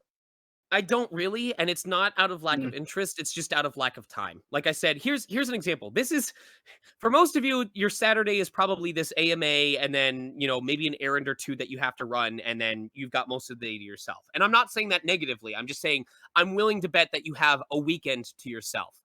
This is my Saturday. I got up. I ran an errand to purchase a Square reader because I have to drive out tomorrow to Burbank to take part in a cast signing for Chris Tales. Came home, immediately set up for this AMA. Immediately after this AMA, from 2:30 to 4:30, I'm recording for something, for an anime series. And then right after that recording is done, I come back out here and set up stuff to stream until 10 p.m. And then I break everything down. And then starting at about 11 p.m. tonight, I'll have free time to myself. And that's my Saturday. Tomorrow is, let me see what tomorrow is. I know I'm double booked. Oh, no, tomorrow I'm not double booked. But tomorrow I have the cast signing, which takes place in the city. And then I come back and I have to make sure that I get the auditions done for stuff that's due by Monday.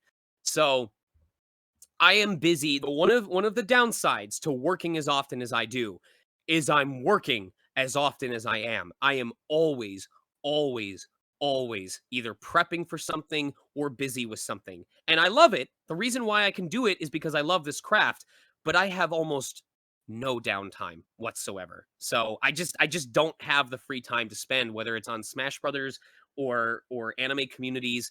So stuff like this, these interviews are often either this or convention panels are my only chance to get to interact with you guys, which is why I'm so grateful for them. Excuse me. You still there? I am not hearing you. There I you go. think he's having issues. Eric, do you want to take over while he fixes Yeah, his sure. mic? So next question by Fruit Link, Rem or Amelia? Patricia. Yeah, respectable. And then Pickle asks, are you a gamer by chance? So like, what games do you play? I am really, really big on dungeon crawlers. Like, if you guys want to check out my streams, first of all, we have got an incredible lineup on my stream right now. And I know this is a half plug, but trust me. So tonight is Miitopia. Sundays are Shadowverse Champions Battle, which I voiced Luka Yonezuki and a couple other cards in. Monday is Multiplayer Mondays, where I play games with the entire community. Anyone can take part, even if you're not part of my server. Also, consider joining my Discord. It's great time there. Oh, no! My link! No! Wait, can someone post me? So here's this.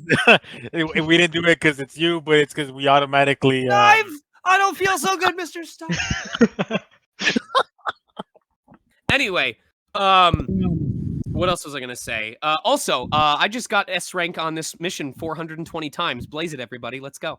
Anyway, I lost my train of thought. Oh, Mondays are Multiplayer Mondays. Tuesdays and Fridays are Fuga, Melodies of Steel, that like wartime game with all the like animal kids that are like trying to find their parents. It is such a good game, and I've been voice acting all the characters live as I play through the game, doing the hardest routes and everything like that. But also, for those of you who are Dungeon Crawler fans, Demon Gaze Extra coming to the West.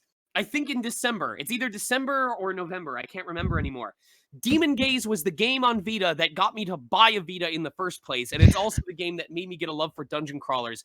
Listen, I am going to be playing the shit out of that when it comes out. I'm looking forward to Undernauts. We did a full playthrough of Stranger of Sword City, which are all on the same timeline. They're all part of the same game franchise.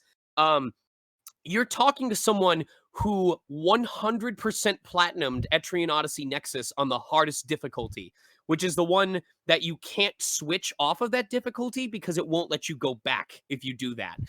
I 100%ed it on that difficulty. So I am of a first-person dungeon crawler guru, and I'm looking forward to adding some of them on stream in the future. Cause it's fun, Hanta Montana. Go fuck yourself, lovingly, platonically. Anyway. Anyway. So yeah, so my big thing is I'm usually hyper focused on one game at a time. So right now, it's Mary Skelter 2. Oh yeah, for those of you who are fans of Trails of Cold Steel, on September 25th, I am going to be doing a non-stop marathon speed run of all 4 games in a row. I'm not good enough to be a proper speedrunner. What I mean is we're going to be skipping all cutscenes, easy mode, doing battles as quickly as possible.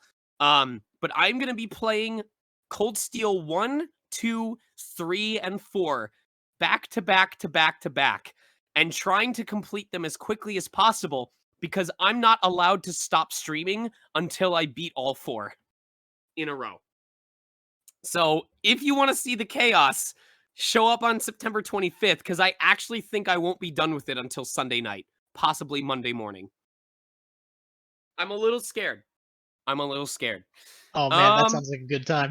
I'm scared as hell. Like I need to make sure I need to take that day off and make sure I'm putting it right now. Take day off stream prep and just make sure that I sleep that entire day and take energy drinks if I have to.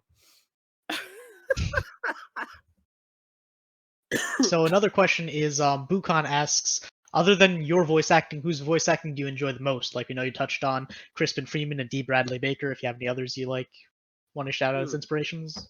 Let me hydrate real quick.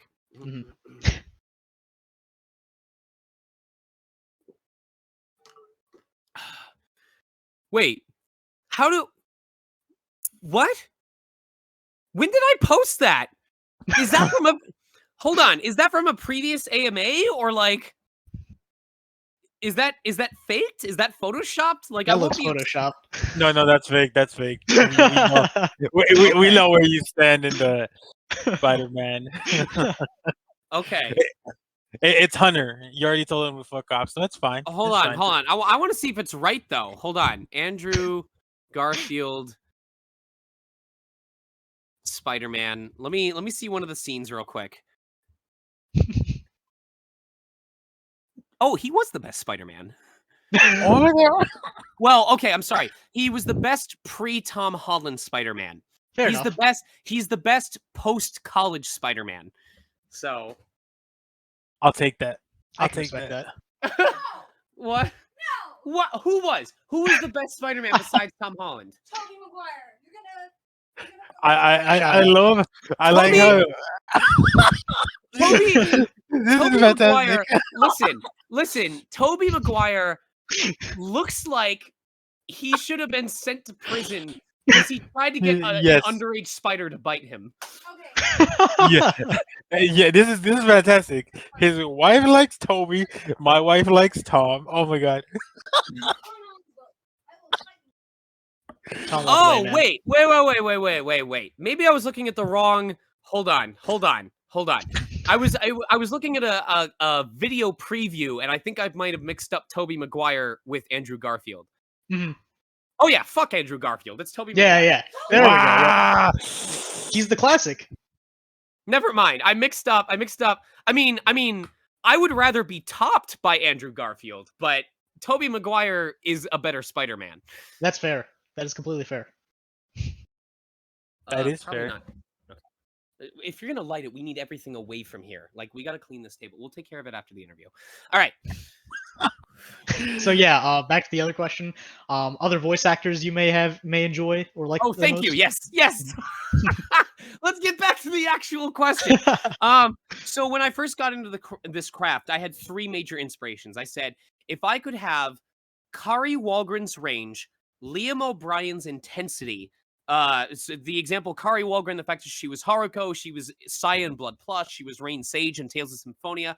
And if that doesn't immediately go, oh my God, Tales of Symphonia in all caps, then you didn't have a childhood and you're dead to me.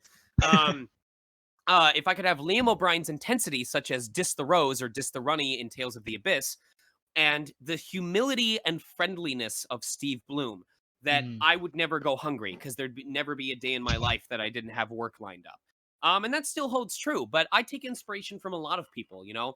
My friend Austin Lee Matthews, who voices Roche in Final Fantasy VII Remake, he is so good at playing down-to-earth, grounded characters, and I respect that from him so much. Kellen Goff, I think of him when this man, he's such a tiny baby boy with such a gentle voice and a gentle disposition. And First time I saw his picture. And he voices fucking Fiddlesticks in League of Legends or whatever it is. He voices like wolf dad characters that make me feel things I can't discuss in this interview. He is so good at doing monster voices. His Diavolo was so insane. Right? So there's a lot of my colleagues now that I work alongside on the regular that I really madly respect. And I try to say, okay, well, what do I enjoy so much about their performances? And how can I take that into my own? How can I Highlander it and become better? So, yeah, but that's it's a constant learning process. I always find new things to be inspired by. Yeah. And speaking of JoJo's, Shadow of the Fallen asks, which JoJo is the best JoJo, and why is it Joseph?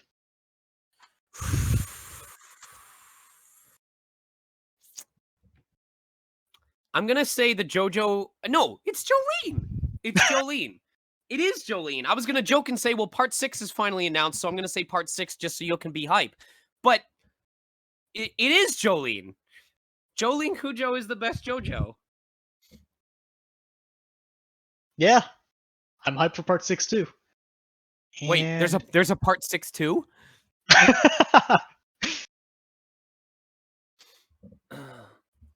All right. I think we got time for like 2 or 3 more questions, depending on how much time I spend on each one. Are there any more? Yeah, there are plenty more. I'm just picking out like which would be good ones that we haven't already covered. So, Toyota asks, what's your go-to quick meal that you make when you're in a rush? When I'm in a rush? Oh, man. I have gotten really crazily into salad. Like, about 2 weeks ago, I started eating salads nonstop. I would go to Veggie Grill, I'd go to Tender Greens, and I'd have their salmon plate with kale and brown rice. If I'm starving, I will just run by that place and just pick up a salad and end up eating it. My go-to meal, though, what I thought you were going to ask is, what is my go-to meal, like, after a session or, like, to reward myself? And it used to be Curry House Japanese curry. And it specifically was only Curry House Japanese curry because the way that they made their curry sauce was unlike any other place in Los Angeles. Like every other place, Coco Ichibanya, Hurry Curry, they all make it the same exact way. And it tastes the same exact way. But Curry House was different, legitimately, and it was so good. And then we lost them because they got bought out by a different company. That company got sued to hell and back for mismanagement and fraud, and they sold off Curry House and liquidated it in order to pay off their court fines. So I have not found a replacement yet. I have not found something that makes me feel the way Curry House does. I've come close.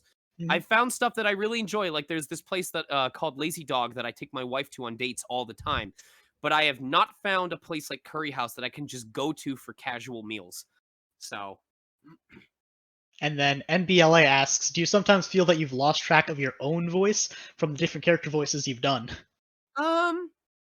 You know, I don't even know what my regular voice is. Like, this is going to trip some of you out. When I'm talking, when I'm super excited about something and I'm enthusiastic, which, by the way, it kind of works against me because if I'm not enthusiastic about something, it's very easy to tell in my voice. So if I'm, like, super hype and excited for something, then my voice is all the way up here. But if I'm, like, really bored or tired or something like that, then I'll just usually end up talking like this, and it's all the way down here, and it's just, like, super gravelly. And these are both. These are both my normal voice.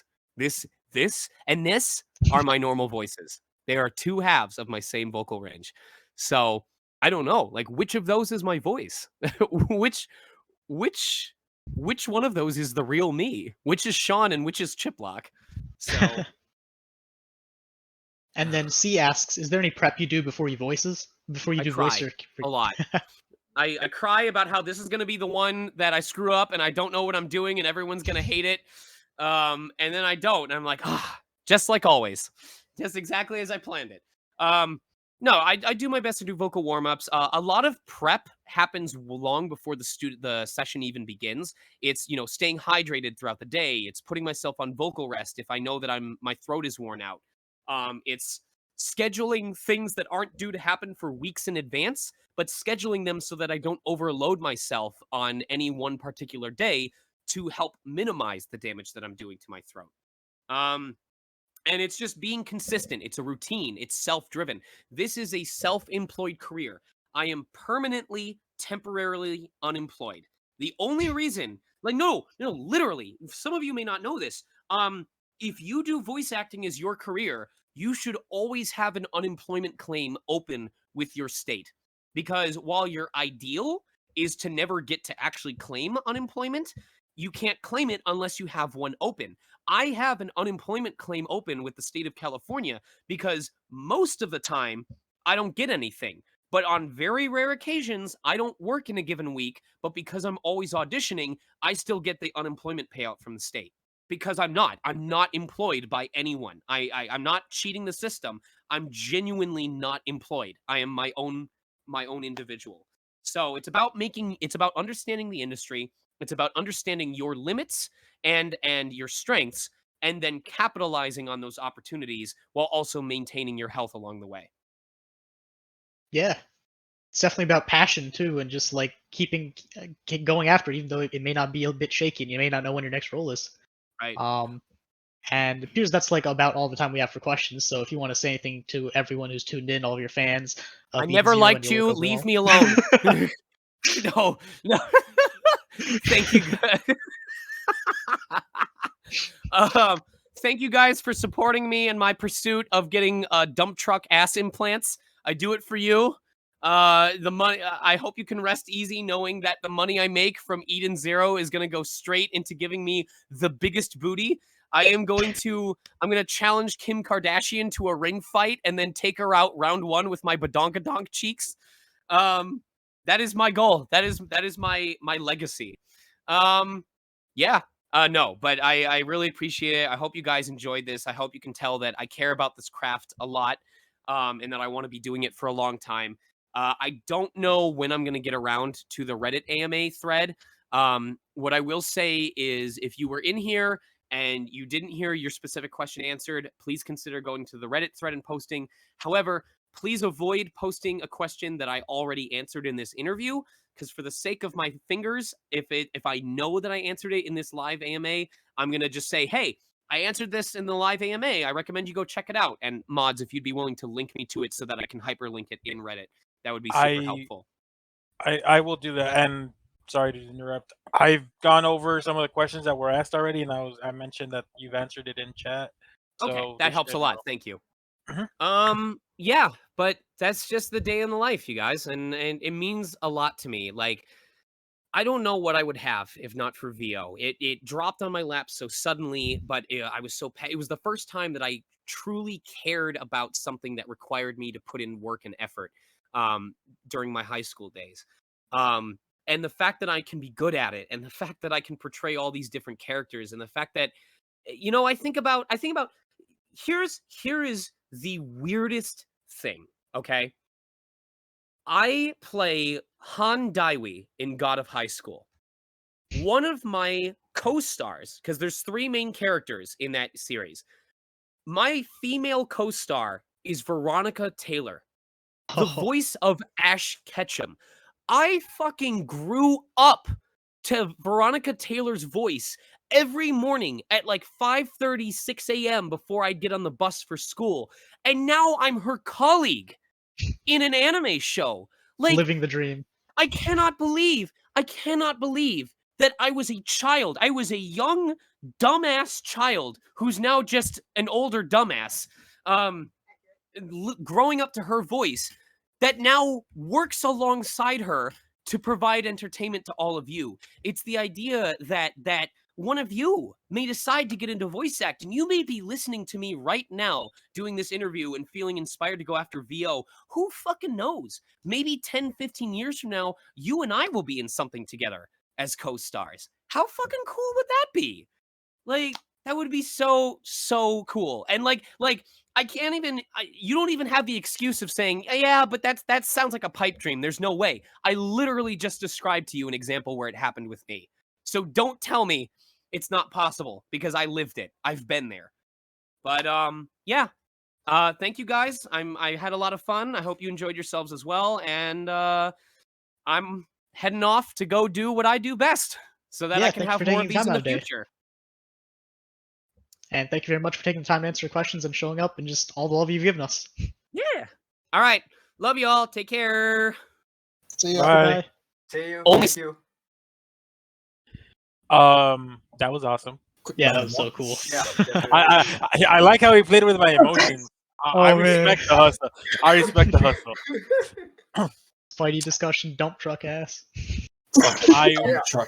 That's the new server motto. if you know, you know. For Oh, my those hands are so sweaty. Jesus. for those still listening, Don't we worry. will have me, Dav, and our Sorcerer Weekly podcast partner will work on the recording and try to have it uploaded as fast as we can. But yeah, we'll keep this channel up. The only Discord server allowed linked is obviously Mr. Chiplock's because, well, you're not him, so it's tough. We hope you enjoyed it. And Ari, anything you guys want to add?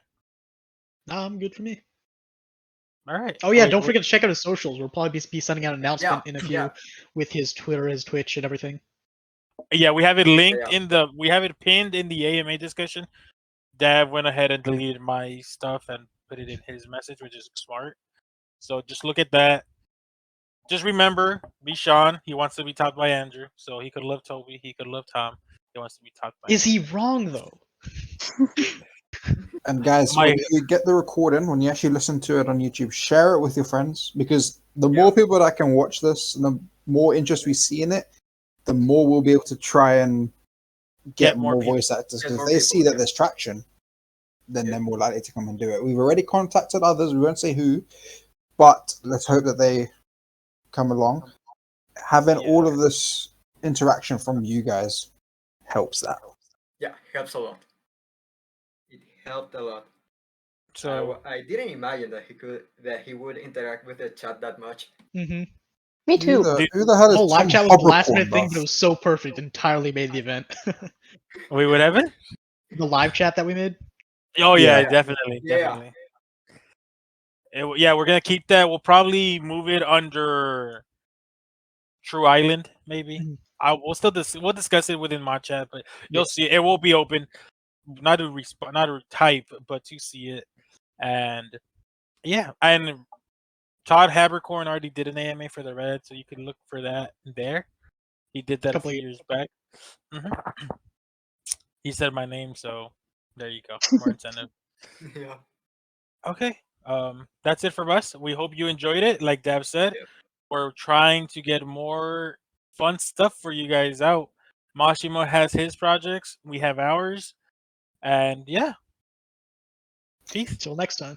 Sean See is you guys also later. apparently doing another AMA some point soon on the Pokemon Masters Reddit.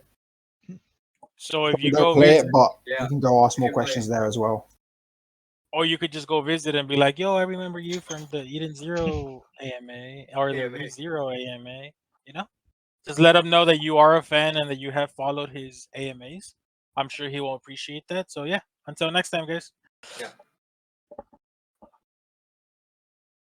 Well, power ran out of space, so I stopped it. So we're just gonna have to stop Craig now. I remember correctly. Shout out Craig. Craig, I'm not gonna Craig, insult you. no more. Craig's, yeah, Craig Craig didn't and die. Evil